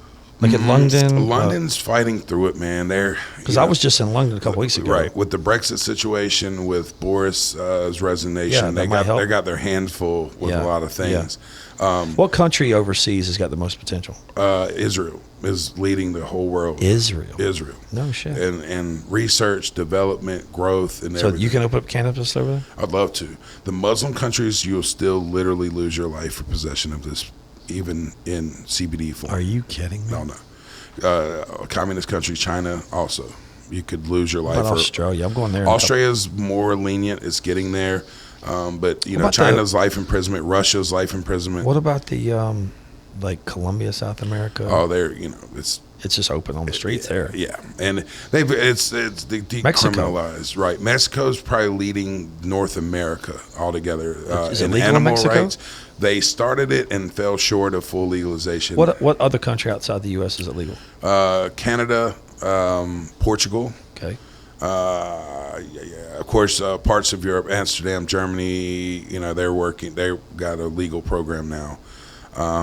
It changes daily. And Europe, it's like everybody else. Everybody's on that cusp. They need a main NATO country to make that stance of we're legal. And Mexico was right there. And Canada's already obviously went. We're right behind it. Once North America goes, everything else will follow suit. I think there's only 6 states that even recognize the Controlled Substances Act now. So we're down to 6. One of them was Texas, but we eluded that with the current ruling. So what's the rule in Texas if you got like a couple joints or a bag? It's still pretty harsh possession, but they run into the same problem we have here. What's the difference between hemp and marijuana? It's hemp, officer. Where do you want to take it from here? That ends the conversation, and they don't have the testing. So you just tell everybody that buys this stuff, you're buying hemp. And it's all the same plant. No police has ever come in and tested. Medical marijuana, medical cannabis. Have you ever tested the THC level and everything? Everything. If you take one sample and test it 5 times, you're going to have 5 different results. Wow. And the machines, they have to be completely broken down and cleaned between every sample to test the governments don't have the right testing. The states don't have the right testing. And you the can problem fight this stuff in court. To test it, you have to decarboxylate it or dry it out or heat it. That's a fancy word for that. Decarboxylation causes your THC levels to spike. So as you prepare it for testing, you innately make it, hot. So hemp is the key word of staying. 0.03% Delta 9 THC by dry weight. Now, what we've learned, people smarter than myself learned loopholes. Delta 9s was federally regulated, but we learned if you make a large gummy with a little bit of milligram, by dry weight, it still falls under 0.03%. So I'm legally selling illegal cannabis in the state. So, and gummies and things like that, because we learned we're playing by their rules. It's like I tell people all the time, give me the rules so I can learn how to break them or bend them. It was funny because when I was selling cars, we must have had 12 pay plans in 2 years or whatever. And the reason was everybody worked the pay plan. Right. And we used to get bonuses on aged units. Right. Like when there was a car that was past 100 days or something. Right. And then they would come in the morning meeting and they'd say, oh, we got this Camry. It's been on the lot for this Toyota, whatever, has been on the lot for 100 days. We're going to do a $500 bonus on this car, whoever sells it. And then I would take a pee break. I'd be like, hey, man, I got to go take a pee real quick. Right. And I'd find the stock number of that car, and I'd go to the key track machine, and I'd steal the keys. Right. And I'd put that in my car. Everybody that walks on that lot today was looking at that car. That car. And everybody would be like, dude, Mike, you got those keys? Bro, I gave him the detail. Right. I gave him the service. Right. I don't know, man. Right. It is crazy. Next thing you know, no one in that dealership Right. was selling that car but me, man. Right. I'm telling you. And it's funny, I do the land sales on the side, like I keep telling you, and there's two guys that they're both named Mike that, I've love, and one of them is their top salesman at all time. Well, I put in my name on one of their ads to be contacted, and within like seconds, I got both Mikes call me. And I'm like, that's why you're number one. And people understand you're going to miss 100% of the shots you don't take. But so many people wait. And it's like, if you wait, you're killing yourself. Like, if you want to in the sales meeting, be a savage. Everyone is still there. Right. I went out Right. and got the keys Right. while they were still in the meeting. And people hate you for it, but it's like, look, you have the same opportunity. Bro, there's no rules that says I can't. You should have got up before me. Right. And guess what? I am going to smile about it as I eat my steak dinner that I've made off this money. Hey, bro, I'll buy you a beer tonight when I sell that car. Don't worry. Yeah. But it's that mentality, and I think you can do so respectfully. But look, if you don't look out for yourself, no one's going to do it for you. I know. So, it's the same material. It's the same, base knowledge that gets us through all of this. And who are you mentoring right now? You have staff that you're mentoring? I have some staff. Your brain seems to be on fire. Whoever's willing to hear it, man. There's a lot of people get tired of hearing it, but what sucks, and too, I'm sure you found this. I'm the same. I'm preaching the same shit I've been preaching for 20 years, but now I have the resume. You have listeners now and a resume. Now I have the success. You have an audience now. Right. And now all of a sudden people take me serious, and what sucks is they come at you, since you've been in business, you've really been focused. And I'm like, no, damn it, I was always here. Yep. You just didn't want to hear me because I didn't have the money and success to prove it. But I mentor those that deserve it. And my guy Mike with his shoe company, and I got other people getting into business, and my boy Joey, and he's in the real estate and things, and it's teaching that grind. It's teaching that if they have that natural hustle there, I see it, I spot it, and I'm like, smell it. Let me hone it for you. And selfishly, I know I'm probably going to benefit from it one day. I always say, everyone that's ambitious, I'm going to profit off of. Right. I'm just going to surround them. Everybody around me, I make money. Absolutely. And it's that whole saying, as cheesy as it is, 5 millionaires in the room, you're going to be the 6. 5 bums in the room, you're going to be the 6. Well, it's like, what I mean? So, it's like you. I want to support your business. 100%. Like you're Same. Crowntown. Do you think I'm going anywhere else? Right. No. Right. I'm going to go get my stuff from Put you. that work in. Yeah. And it shows. And authenticity. My wife tells me that's what sells me, is the authenticity, because fake will always show as fake. Yep. It's authenticity. You might love me or hate me, but I'm going to give you the same message every time you talk to me. I'm going to be the same guy whether I got the money or not. I always say, you love me or hate me. I'm always me. I love them when they hate me, though. I do. It fuels me. But the thing is, I'm man, so petty. But here's the thing. Now that you've got a level of success, Sure. This is me personally, if you've got $200 in the bank account or $2 million, I treat everybody the same. 100%. And that comes from nothing. It's perspective. It comes from coming from nothing. And I was that guy. I went to a speaking event shortly after starting my company to the Peninsula Yacht Club. And I remember the succession of me getting there. My mom cleaned houses for all these rich people. I learned from what they were doing and telling me and watching from afar. And I remember going to the yacht club, detailing boats, working there for events, cleaning the toilets in the houses of the people that lived around it. And I went for a speaking event. And in the middle of speaking, I was saying, I remember coming to this place as an employee, and it dawned on me now, not only that, I'm literally about to start keeping my boat here. And I'm thinking, I'm going to live on this lake. And this was, so these visions, and I'm like choking up as I'm speaking because it dawned on me, I've made it. But it's setting those goals, being around the right people, and making the right decisions every day. And success is rented, not owned, and rent is due every day. I go on with the cliches, but it all is true. Like, success is a daily thing, and you can lose it twice as fast as you got it. And I'm humble enough to know I can lose it all, but I'm cocky enough to know I can get it all back. This was what I was telling you earlier about the show, and a buddy of mine we're not talking about, is I could go broke. You could give me $500, right, drop me off in any city. 100%. I don't give a shit what city it is. Right. And within months, you'll see that ladder just do. I will surround myself around people. I'll talk to people. I will make contacts. I'll make networks. I'll plant seeds. We are who we are. And next thing you know, people will be like, bro, I dropped you off in the city with a cell phone and $500, and now you're like killing it. It's crazy. I'm not huge into it, but if you look up numerology and astrology and all that, and you type it in, it starts making a lot of sense. And you realize that there's no accidental occurrences, a meeting, and this or whatever. You're like everything, But opportunities are always there, but you have to be prepared for it. There's no such thing as luck. It's literally preparation meets opportunity. And when you learn to see that, you can't unsee it. Now everything's a business to me.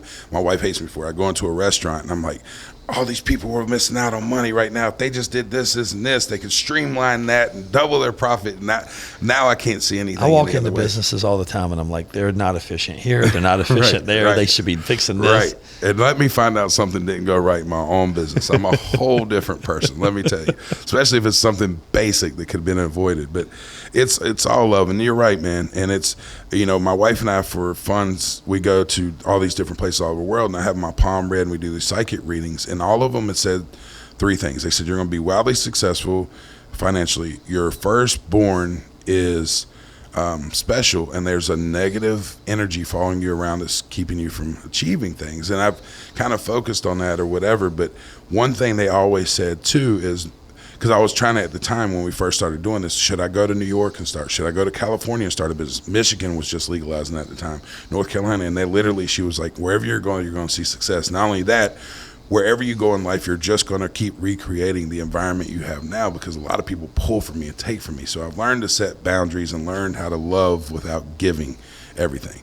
Because if you give everything, you're not going to have anything left to help anybody with. So, same deal. We're the same people. Anywhere you put us, we're going to create the same things. But with age, you learn boundaries. You learn self-importance, self-worth. You learn that your value of your life is way more valuable than you're even putting the dollar amount on. So, but now with success, it affords us the time to reflect, the time to grow within ourselves, and to take even bigger swings for that fence. So when's the Mike Sims book coming out? I get asked that. What the hell, man. Bro? I know, man. What the hell? I have an interesting life, man. I've sometimes feel you're like a good speaker too. Thanks, man. It comes from the heart. I used to have to fake who I was because I had to lie about the cannabis part. So literally, it was like a coming out of the party. Like I guess people go through. I can't imagine. The biggest tragedy in life for me is people not being able to live who they are. And so many of us are so scared about what society thinks and those around us thinks. But what they don't realize, not only do we should not care about these people are probably doing worse than what you're even trying to keep from them. So once I could come out of this shell of who I am, and I don't have to hide anymore, and I don't have to explain to people why my eyes are this big, it's changed my whole life, and it's now I can be out in the open. But if I can change one person and change one path, man, because there's a few things that fell into place for me that put me here, and I'm always going to be grateful and humble for that. And I feel like I have a responsibility to give back to those that deserve it, to bring them up with me. I'm trying to change generational curses. I'm going to say this, and I've said this many times. Every day is Thanksgiving dinner. Every day. If you don't put something on the table, I don't care if it's a biscuit. I don't care if you're having a good week. Like I told a guy, and I said this story many, many times to people, and I say it in different ways. Every day is Thanksgiving dinner. If you're on the team, you need to put something on the table. Right. I don't care what it is. Effort. If you don't have money, effort. Right. Okay. Something. Clean the dishes. Bring. Do something. Everybody has a value of something. Yes. Bring something to put on the table. But I always say Thanksgiving dinner. When you leave Thanksgiving dinner, you don't remember what people put on the table. You don't remember who brought the turkey, who brought the dressing, who brought the cookies. Right. You left full, and they were giving you to go back. Right. Or to go back. Right. Like, please Plentiful. take some with you home. Right. Right. So all I say is, if you have a group setting of people who want to be around each other, right, put something on the table. Just every day, put something on the table. Right. And then if you only could put a biscuit today, maybe next week or next month or a year when you're better, you bring the turkey. Right. Put more on the table than the next guy. Right. But at least come and at least put something on the table. And see, and I'm sure you're the same way. People don't realize how important the little things are. And so many times people think they're getting away with something by shorting someone or cutting a corner and think, well, no one paid attention to that. But you don't realize how many people do and how many people pay attention to that to the point they're not going to come up and say, hey, I noticed you cut this corner or you didn't bring anything to the Thanksgiving dinner. They're just going to quit inviting you. They're going to quit fucking with you. They're going to quit messing with you, period. They're going to drop you. They're going to drop you. And that's what I try to tell people. The devil is in the details. The guy that goes and puts his shopping cart back is the guy that's going to succeed. If you want to know who someone is and you want to know if you want to do business with them or date them or whatever, take them out to dinner. See how they treat the wait staff and stuff. Because I learned something when people told me this one day. They said, watch how someone treats the people around them, because they're not going to treat you any different. If they treat someone horribly, your day's coming. Muhammad Ali said that. Right. You know that, right? I didn't know that. No, Muhammad Ali actually said in a quote, he goes,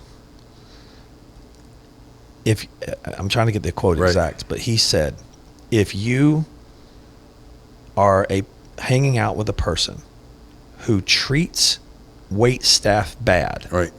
Okay, a waiter. If you go out with this person to dinner and you treat the waiter horribly, right? You would have treated me horribly if I was the waiter, right? If I was the waiter, right? So even though I'm with you, right, and that's what's real. So and Muhammad Ali was basically saying that if I was the waiter, you would be treating me bad. It's the resume, like I said, same message, but without the resume, I don't have worth. And I want the person that sees my worth, no matter what my resume says. And that's the people I seek out. And and that's the ones I'm addicted to. How many people, like when I go to bars or restaurants, how many people? I'm gonna because you're like me in a lot of ways. Right. Exchange Instagram, Facebook, or phone numbers. Right. Almost every time. Right. I go to a bar, every time I go to a restaurant, or every time I go to a place to go buy something. Right. I make a difference or an impact with my words and my presence. Every time somebody they say, hey man, let me get your number, man. T-shirts. Can I get your number? Let me get your. And I bet you I can already guess. I have the way, and I'm sure you do too. You have this system. If you're really interested, they get the direct contact information. If not, they get the email. Or the something you're not going to check. Instagram. Well, so I just tell people, here's my Instagram. Right. And just follow me. Right. And see what you get from that. So no, I say follow me. Right. Okay. Now, I had an Uber ride. Right. True freaking story 2 weeks ago, right? So this Uber driver. I had one this morning. From the airport. Well, the thing is, I fly a lot. Right, me too. I'm on the road flying a lot. So I'm going to the Charlotte airport months ago. And then all of a sudden, there's no parking, ever. Right. I went to like the top floor right there. I'd go down the elevator, go in. Daily deck, yeah. Man, you can't even get in the daily deck anymore. So I'm like, I'm overflow 2. I'm almost late for my flight. I didn't get to the Amex store, the place, the Centura Lounge. I didn't get. Yeah. So I'm like, fuck this. So I turn around and I Uber there now and I Uber back. So this Uber driver gets me and he's driving a Dodge Durango, clean, washed. Right. He comes out, grabs my bag, throws it in the back. Come in there, dude. He's got Tic Tacs. He's got bottled water. Right. He's got all kinds of shit in there. And this dude's like, on point. So we stop in traffic and we're talking, and this dude's telling me he's working 3 jobs. I work a regular 9-to-5 job. I do Uber Eats. I do Uber. I do this. I do that. And he says, man, I got kids. I got to support. I want to be ahead. I'm doing this and I'm doing that. And I started to do some coaching because I do business coaching and I do life coaching, I guess, now, if you consider that life coaching. It's just inspirational coaching, I guess. I call that life. Sure. And I basically gave him a little bit of some knowledge. And so I gave him some knowledge and I made an impression. And he was sitting there talking to me and we exchanged. I said, dude, let me get your number. I said, man, I'm not giving you my number. Right. And he said, why? And I said, I'm too important to give you my number. I don't know who you are. Right. I said, but I'll give you my Instagram. Right. And I gave him my Instagram, and I pulled out the barcode, thing, and I just take a picture, blah, blah. I said, follow me. Right. I said, I post stories. This is me. And I said, this is a way you can contact me if you need to get a hold of me. Right. That night, I got a long message that literally said, let's see if I can pull this shit up. Yeah. And this dude sent me this message saying, thanks for the it's powerful. I mean, it was that night, and it was really incredible to get a text message or inboxed from this dude. It's crazy. And the impact that you make just being you. Right. That happens to you, right? All the time. All the time. It's infectious. And, when you're around negativity all the time and can't do's and the status quo, you immediately recognize when someone's not living within status quo and have something different figured out. You're wearing a Sunstoppers t-shirt. I'm wearing a Crowntown. T-shirts have made me more money than any other thing. What's that say? Read that. It says, really appreciate the game you dropped on me today, putting it to use already. If you ever need anything, a ride, extra hands, ideas, options, hit me up. I'll come through. Nice meeting you. Absolutely. I got that all the time. And I vaguely on purpose give people, like you said, Instagram names or whatever, to see the effort they put in to contact me. I can be found. If you don't know me at all, yeah, you can type my name in there, you find me. I mean, Google search me, you'll find me. Exactly. So it's funny that it works like, but I'll do it on purpose to see who's hungry. Who's hungry? This dude's hungry. He's hungry. Dude, he impressed me, and I was calling him out. Like, it's right funny there. you said it. Literally, I dropped my truck off this morning to be worked at, new truck, dropping off the other day. Took an Uber. Retired from medical field, doing this for extra grown children. What do? You smell funny, and literally she's coming in tomorrow for a working interview because of her whole appeal to me. Yes. And she was like, it wasn't this typical, y'all hiring? Or, Right. it was like, oh, what do you do? Yeah. What's the job entail? Yes. That sounds interesting to me. And you can tell by Yes. that depth They're of question. sharp. And I'm like, yeah, already I know she's This guy work out. impressed me right now when I said, game you dropped on me. I love that. But that's teach a man to fish. Love it. Period. But the thing is, my guy, in our line of work, and yours is very similar. So I had guys in my industry across the country. They would reach out to me and they say, "Mike, how do you find employees?" I said, "I don't. They find me." He goes, "Well, how does that happen?" And I said, "Well, that's the difference between my mindset and your mindset. Right. I've created a brand, number one. Right. Number two is I'm on social media. You can't get on Instagram, Facebook, or Google and not see my ads. Right. I'm sure you've seen them. Sure, yeah. Sunstoppers. Yeah, it makes me jealous because we can't advertise on any of it. It's so sad. I know. Because I had it for my bail bonds company. It Oh, was did so you? powerful. Yeah. But I can't do it. But we live on it. Yeah, sure. And if the competitors try to come after me, Right. bro, I Good luck. own Right. you. And that's what it is. It's that savagery because they're not going to say, oh, let me back up to let him succeed. They're trying to take you out too. Well, I got a target on my back. Oh, yeah. I was at dealer conference at Expel, and then Richard Rollins, I met him earlier that night. He seems like a real tool bag, is he? He's not a bad guy. Okay. He's fun. I dig his show. I love He's actually exactly like you think he is. He's drunk all the time, drinking all the time, but he's not dumb. Right. The guy's a smart guy. Sure. He's very intelligent. Right. He's a functional alcoholic. Right. And Richard Rollins, cool dude. We did a little interview of him. Right. And I met him earlier that night. We were talking about some different things, and he was chill. He was real engaging. Right. For a guy, TV, very engaging. And we had a conversation. I was telling him, look how many stores we got, who I've been in the business, blah, blah, blah. He gets on stage, and he turns around and tells the audience, that's the guy you need to go. Who's that guy? And I stood up. I raised my hand. He goes, that's the guy you need to be going after. Right. And he said that, and there's probably 2,000, I don't know, 1,000 people maybe. Right. I don't know. I'm exaggerating. Maybe 800. But there was a lot of audience full of people. Sure. And he points me out. That's the guy. Impressions are impressions. And then all of a sudden it's like, holy shit, I got a target. Well, he recognizes it too. Game recognizes game. Recognizes game. Richard's a smart man. He did a lot of things. He New York to L.A. He broke the time record for that. He paired up with Dennis, which is huge. Cannonball Run. Huge in Texas Dennis, with the Jeeps and everything. He lines himself right. Correct. And that's same deal with me. I love what people, the dumb pothead or whatever. They talk to me and they go, wow, this guy's smarter than, But I use that kind of as a cloak, as a defense mechanism, because when I didn't want to talk to people or them mess with me. Same thing. I'm a dumbass. So here's the thing. I'm a country boy from Mint Hill. Right. And people would look at me going, how did this country boy They hate you because they ain't you. That's how it goes. They do, I know. But the thing is, it's like, so I play that. Right. I'm just a dumb guy, puts window stickers on cars. Sure. And I had doctors, lawyers back in the Mike days. Most people. And they would turn around and be like, treat me like an oil change mechanic. Sure. They'd be like, here, man, tip my car. I'd be like, right. Yes, sir. Yes, sir. I got you. I'll change your car, man. Got you, man. Right. Yeah. You mean wash it for you? Why? Right. And that's that disrespect thing. It's funny. I walked into an AT&T store one day, and this guy was talking down to the people or whatever, and this girl kept taking it. And finally, she stopped in the middle. She was like, I made $160,000 this year. She's like, I don't need this. Like, literally, and you really realize they make a lot of money. Oh, if you sell in the stores and you're a closer, but it's just the same deal. People get respect from me until they don't deserve it, and I can usually tell you in seconds if they deserve it or not. Right. And again, T-shirts, it starts the conversation. Talk to people like you got some sense. It sparks interest, and people realize real quick if you're full of shit or if you know what you're talking about. In seconds, It's a matter of authenticity, and if you speak what's real and you speak what you know, you'll never go wrong, man. But I love you can't teach this to people. You can't. A lot of things just can't be taught. So that's why I look for the natural hustle, the natural ability. I see a lot of me and other people, and I just try to help them hone that, like a lot of mentors did for me. Luckily, I didn't have a father, so I could only turn to hip hop music and the few business people, drug dealers that I knew, because that's all I. You know, my first business, Lightning Mike's, I was over there tinting drug dealer cars all the time. Right.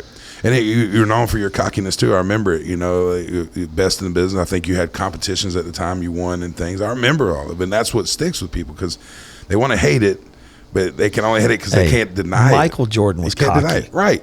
He was cocky. But how do you deny the man? He deserved it. He deserved it. He backed it up. Here's the thing. If people were doing what I was doing, right, I'd shake their hand. Right. Good job. Beat me. Dave Chappelle, his latest special on Netflix, you need to watch if you hadn't. It's the sequel to The Closer. Okay. But he talks about that, you know, and this weak mindset that now everybody has where we got to little ourselves to fit in their box. And he was like, if you want to shut me up, beat me. Be better than me. That's how this game works, you know. And he said, "I'm the best that you'll ever see in life. Shut me up. Prove me wrong." I love it. You know, and he's morphed into this speaker more than a comedian. And he's, you know, it's crazy that we now go to our comedians for news and go to news. Get Joe Rogan. right. Like it makes sense, and that's where we're being. Well, they have such an open mind to every spectrum. It's like you realize all of it's like connected. when you have The Matrix, you know, the movie The Matrix. It's like you look at Joe Rogan and you think, man, this dude's actually pretty fucking smart. Extremely intelligent. I mean, extremely intelligent, and it's the world views that he has. He doesn't take an opinion either way. But he's so, like, it's like you have this book and he just goes, and it's we learned that we don't know shit. And that once you adapt that and know you don't know anything, you become smart because everything's a learning opportunity. As much as I know about cannabis, I truly don't know anything. And I learned that every day. This plant humbles me. Everything I thought I know or seen, it shows me every day. And in business, you know, and it's that we're never above learning. And I think people get to a certain level, like you said, and they think I've made it, and you can't teach me nothing, you can't tell me nothing, and that's where they stop, and that's where they die, because the world is constantly evolving. If we die right now, as important as you are to some stoppers, somebody's going to come in, buy you out, pick up, and take over where you left off. Yep. You know what I mean? So once you realize that life, someone told me, they posted a meme the other day, they said, life is like folding fitted sheets, and it resonated with me. I was sitting there thinking about it, and I wrote back on it, I said, the problem is fitted sheets are not made to be folded. They're made to be stretched across a mattress. When you use it as it's supposed to be used, it's fairly easy. But if you try to make it do something it's not designed to do, it's hard. Such is life. Life is easy. Our only thing we have to do is live. We complicate it ourselves. So, you know, it's the same thing. It's like life is what you make it, whatever cliche you want, but we try too hard to force things that don't belong, or people that don't belong in our life, or force our path that's not meant for us. And too many times people are trying to force things that just don't belong.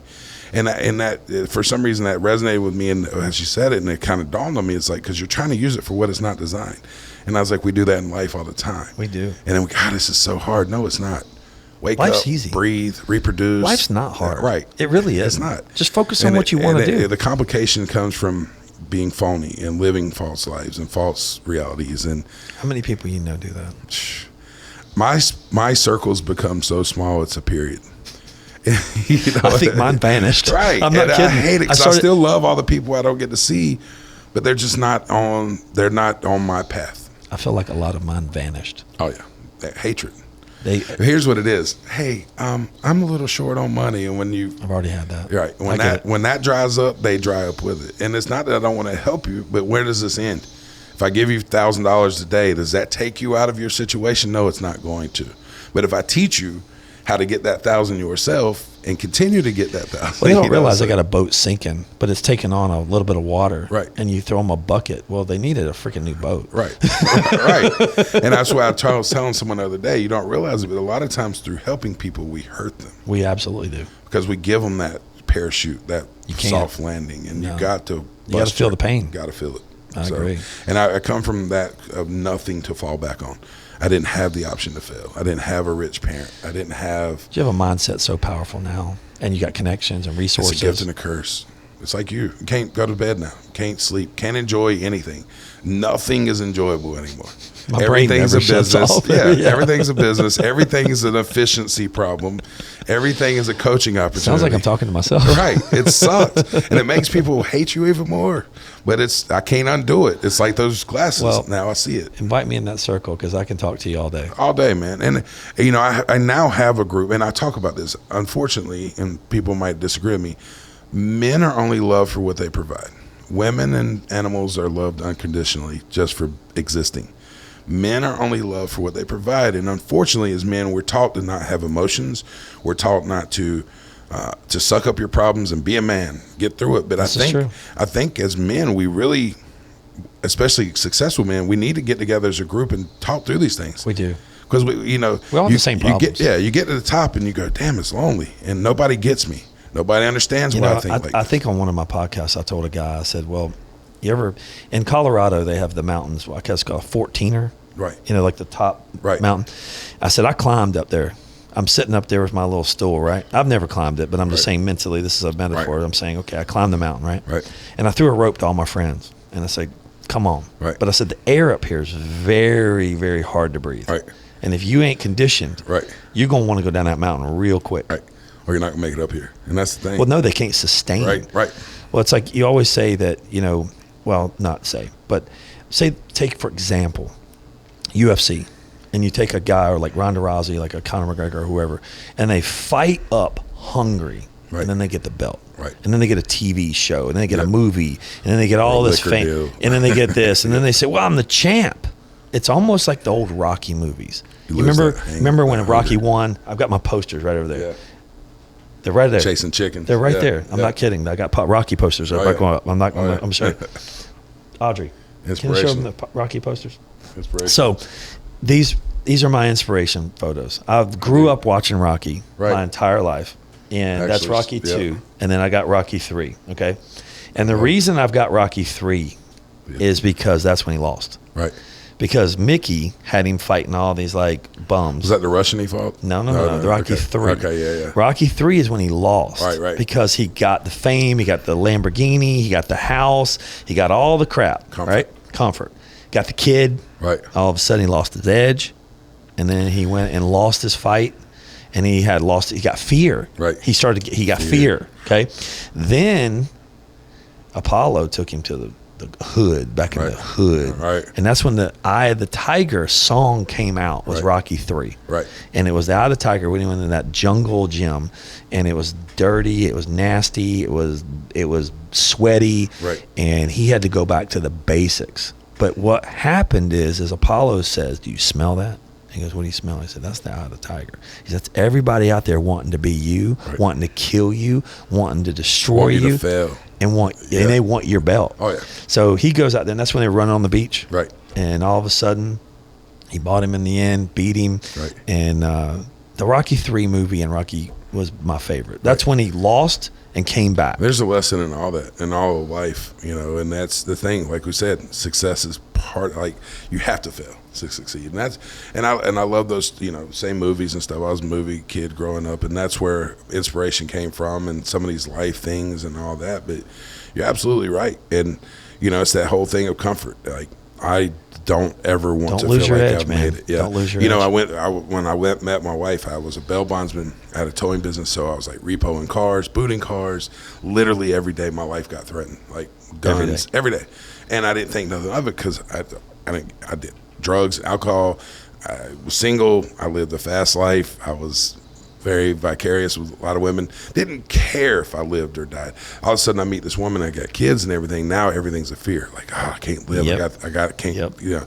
So then I realized real quick, this is the business me, but it does. It takes, you know, I'm not going to sit up here on a high horse. Like I got to grade everything because my situation could easily change, but definitely perspective is everything. And as you have that other perspective, it's hard to see, but that edge, fear, and everything. So it's hard to keep that. And I like that these states are keeping me on edge fighting because it's keeping me hungry to see which more I can get away with and grow and get past. That's good, though. The whole reason I'm in Virginia right now is because they legalized. I knew North Carolina was fighting me on it. So it's the path of least resistance. But how many acres is 80 acres. 80? 80 acres. It's right there on the interstate. Yeah. Hey, talk about shots you got to take. I'll go through it quickly. I'm building my house. I'm about to sell my house in Charlotte. I've seen success. I got money coming in. I'm living off Eastfield Road, Northeast Charlotte, the hood. You know, I love the neighborhood. Beautiful neighborhood still. Ready to grow past it, get past it. Go look around Zillow. I'm ready to be on the lake. I found this place in Sherrills Ford, but meanwhile, I knew Virginia was about to legalize. I kept throwing around my wife, what about moving to Virginia? I know they're about to legalize. So I found this property, 80 acres, $156,000, what is on the market, 80 acres. So I was like, man, that's cool. I found my house in Sherrills Ford. Obviously, I'm not going to move to Virginia now. Couldn't get it out of my mind. Couldn't quit thinking about it. So I called the guy. I was like, how much will you take for this? And he was like, well, what's your offer? And I said, at the time, I think we had 40 grand cash that we could hand. So would you take 40? And I thought he was going to say, screw off. He was like, nah, but I'll sell you part of it for 40. And I'm like, all right, over the phone, what is your best offer? $113,000 for 80 acres, unrestricted, unzoned, literally with the North Carolina, Virginia border going through my property. That's how close I am. So I went back, I bought it, and I got investors and went to them, and we are having it designed out by the McBride Corporation. It's the same people that did Great Wolf Lodge in Margaritaville. Oh, that's awesome. And I remember going to Raleigh and saying, y'all can ignore this all you want, but we got states legalizing it's going to flood your border. Well, now not only is that happening, it's me that's doing it. So I literally want to film this video of me doing like dirt angels on the border, like told you it was coming. And I don't want to press too hard, but it's like. When's the, remember Woodstock? Yep. April 20th of next year is when I'm hoping to launch. I've been trying to manifest Post Malone since the conception of this. Oh, that would be awesome. And I think I might actually pull it off. We've been in contact with his people. I know how to get a hold of him. Right. Several people. It's going to come down to money, and I think the money's going to be there. But one of the pieces we're building is the amphitheater. Oh, wow. Yeah. It's going to be awesome. Awesome. So, it's a space. It's even more than that. We're building it out on Web3, Metaverse. You can Have you gotten a hold of him at Post Malone? His entertainers. I mean, his managers. I know how to get a hold of him. Yeah, my business partner and investor was with him with Rolling Loud backstage. Expel, one of my best friends, yeah, wrapped his car. Yeah, see, and he's friends with him. Well, my investor and business partner was backstage playing beer pong with him during Rolling Loud when the baby showed his ass. He was backstage with him and got in touch with his manager and stuff, all that. So of course, there's all kind of performers, but since Manifestation, I wanted to make him I love him. Yeah, love him. And the same deal. He come from nothing. He's humble. He works his ass off. Good. His music's great. I love his music. Yeah. So we're hoping April of next year to get this open. Follow us Cannaland.com. We're on Cannaland on Instagram, Facebook. Can you? Are you going to Airbnb the houses or? Yes. I can't buy my own. It's possible. We hadn't shut the door, and we're franchising to other places and things. And buy my own little tiny house. I'll just put me a little spot over I'm thinking about selling one and living there anyway. I'm going to be there all the time anyway. We have a guy following us around now doing like a docu-series on that. We're also doing another sizzle reel called High Stakes, and we're hoping to pitch that to Michael Gordon Green that did Pineapple Express. There's so many things happening, but that's awesome, bro. They come to me. Like you say, you look for them, but they come to me, and serendipity. Being in the right place at the right time for opportunities, and it just keeps coming. And I love it. I'm luckily in a place where I can keep doing it. But that's my whole goal, is just to maintain what I got. I'd love to have more, but to wake up, call me what you want to, but I found a way to wake up and smoke weed for a living. So that's awesome. And get paid well for it. That's awesome, man. It's so I don't know how much better it can get from here, but it's pretty damn good. So that's awesome. And I get to meet the coolest people, and I have the best life, and I can't wait to introduced my love for cannabis started when I walked into a grow for the first time and didn't see it in the Where was that at? Oregon? Yes, Oregon. And then my parents started a grow in Virginia well before legalization. I helped them do that. Okay. And my love felt, I saw the beauty, the smell, how gorgeous this plant is. And it's not stuffed into a bag in the shape of a spare tire that came across the border of Mexico. And that, I was like, damn, this is a beautiful plant. And I want to give that same experience to people coming up. I'm going to have everything from place your order on an app, coming through our drive-through and be in and out in 10 minutes, to park your car and be there for 2 months. And we're going to have everything in between, where it's a full immersive, think winery, brewery, but with cannabis. And there's plenty of entertainment throughout there. There's spas, there's, all kind of activities. It's just going to grow from there. But what do you want to do when you're high? Well, damn near everything. So and we're going to have stuff to appeal to alcohol drinkers and stuff. We're not going to shut them out, but this is a cannabis. What about the old 70s vibe, like the naked people? We're happy. We're happy with naked people too. Just sit down on a towel. That's all. Mushrooms are the next push. Psilocybin. That's what we're going to see federally and nationally next, and it's changing people's lives. I'm just as passionate about that now as I'm cannabis, because I've seen the miracles that come from it.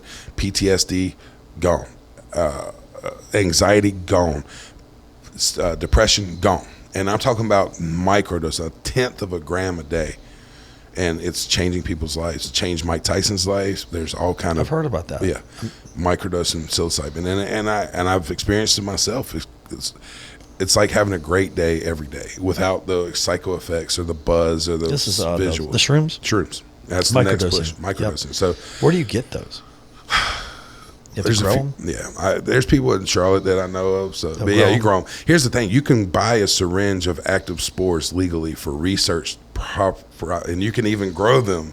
But once you grow them, you have to dispose of them. Oh, you are going to dispose of them. You're just going to eat them. right. Is that what you do? Eat them, or you put them in like juices? I grind them up and put them in capsules and eat them that way. And, okay. Everybody's different, but you can macrodose and take a lot, and you have a whole different experience. Like I tell people, what kind of experience do you have on microdosing? It's euphoria. It's energy. It's not being triggered by anxiety triggers or anger triggers. It's really an even level playing ground. And it's done wonders for myself. It's done wonders for my wife. Wow. We're all broken. We're all carrying trauma. We're all trying to better ourselves. And I think it's really a powerful tool to help that. Yeah, I'd like to learn some more. And that's why I tell most things. If I drink that bottle of liquor there, I'm going to have a much different experience than I am sitting here sipping it. Same thing with cannabis. Same thing with mushrooms. Same thing. Yeah, you eat the whole bag, you're going to have it's an almost like ice cream. Experience. If I go have a freaking half a gallon ice cream in one sitting, you're I have gonna upset sick. stomach, I'm going to be sick. You take a couple bites, you're going to, same deal. So when I go eat ice cream, because I love ice cream and gelato, I just take the spoon straight to the freezer, and I go 1 2, and then and then it's discipline. And that's my thing. I'm a sensationalist. So as that was delicious, or that felt good, then I have to more. That's gluttony in me. But I try to take the path of Buddha. It's like I've learned the overconsumption, the fat part of being Buddha. Now I need to learn the skinny part. The end my footprint here on earth. Mike Sims, man, you're a great guy, dude. Same. You've got such a powerful brain. You've inspired me a little. I'm actually feel like I'm not doing enough now. Hey man, it's a sickness, man. But I feel like I've been given this opportunity, and it's not promised tomorrow. I feel like I need a Zoom call with you every week. Let's do it. Let's man. go, baby. I got a select group of guys that I go to for inspiration and things too. Because look, man, this is hard. I can sit here and tell you all the highlights all day. But it's a struggle. You know it. It comes with problems. But I will take these. That's like I tell people. I own my problems. I prayed to a God I don't believe in for my problems. And, I will take these problems all day long. And I get to be a voice for this plant. And my wife told me this isn't my life. I don't own it. I'm now a vessel. And I own that. I'm here to show you there's a better way. I'm here to educate you on the plant, to show you that you can be successful in business as a family man, as a friend, as a person, and still use this product. So well, you're a badass. Same, You've dude. got my Thanks. seal of approval, brother. Hey, I'm I happy to appreciate have it. you on the show. And Dan I'd love was to do telling a me. follow up. I'd love to have you on my Oh, show. hell as well. yeah, bro. Ask me any freaking thing you I got want, a bro. podcast as well. Let's Be Blunt. You can find us at letsbeblunt.org. Let's be blunt. I'm in. Yeah, man. Yeah, we can talk And about it's whatever. life, you know. Actually, you're gonna have to give me a good experience because I don't really. I want you to be a store owner now, man. You tease I'm me in. with it. Dude, on that's it. easy. Let's do it. That's easy. All right, Business is what I know, baby. Right. People are what I know. Right. And maybe you can bring not maybe. You can bring something a different perspective that I wouldn't know. And that's I'm I not learn too from proud everybody. for that. Yeah. I learn from everybody. Right. I'm going to learn something every day. Pimpin' ain't easy. I don't know everything. My license plate says hempin ain't easy. I love it, yeah, bro. But it sure is fun. That's awesome, man. Well, Yeah. thanks for coming Thanks on for the having show. me on, man. You're my And, brother. Yeah. Much respect to you. Yeah. I've been a big fan. I'm going to have Maxim or one of your people fix Some tent. That's all good. Yeah, it's all good. Yeah, man. You know, you live. It's, I had a guy tell me, he goes, Mike, oh, you're real. I put stickers on cars, man. Right. I just put stickers on cars. Right. But I still love doing it. Right. I actually get a good day for me is when I got my headphones on. It's me tinting windows. Right. It's like I'm art class. Brings you back. I'm just Roots I'm an ground artist, you. man. Right. I love it. Right. Like I and really if you do. don't love what you do, you don't be in it. I still love tinting. Right. Like I still will go in the shop, grind out tint all day. And that's, I mean, you can't think of tent in the Southeast without thinking of Sunstoppers or you. You just can't, especially if you've been around, you know? And that's powerful. That's the greatest compliment anyone's paid me to date is I can't think of cannabis without thinking about you. What a compliment. Yeah. Right. When it comes to window tinting, I told the Window Film magazine, I was just nominated from a friend of mine. I told him I wanted to be in the Window Film Hall of Fame. Right. And I said, that's the big accomplishment, is when the magazine acknowledges you. The best way to predict the future is create it. Yeah, So, I love it. So make you a Hall of Fame, and then it nominates you. I want to be in So it, baby. right. Let's go. I love it, man. Mike, thanks for having me on, brother. Wrapping it up. Yeah. Real Talk with Mike Burke. I know it's gone on a long time. It's all Thanks good, for having about me an on. hour and a half. Yeah, you can find us crowntowncannabis.com. You can find us letsbeblunt.org, Cannaland.com. We have 4 locations. We got one at 610 Hardin Street, Columbia, South Carolina. We're at 2419 Central Avenue.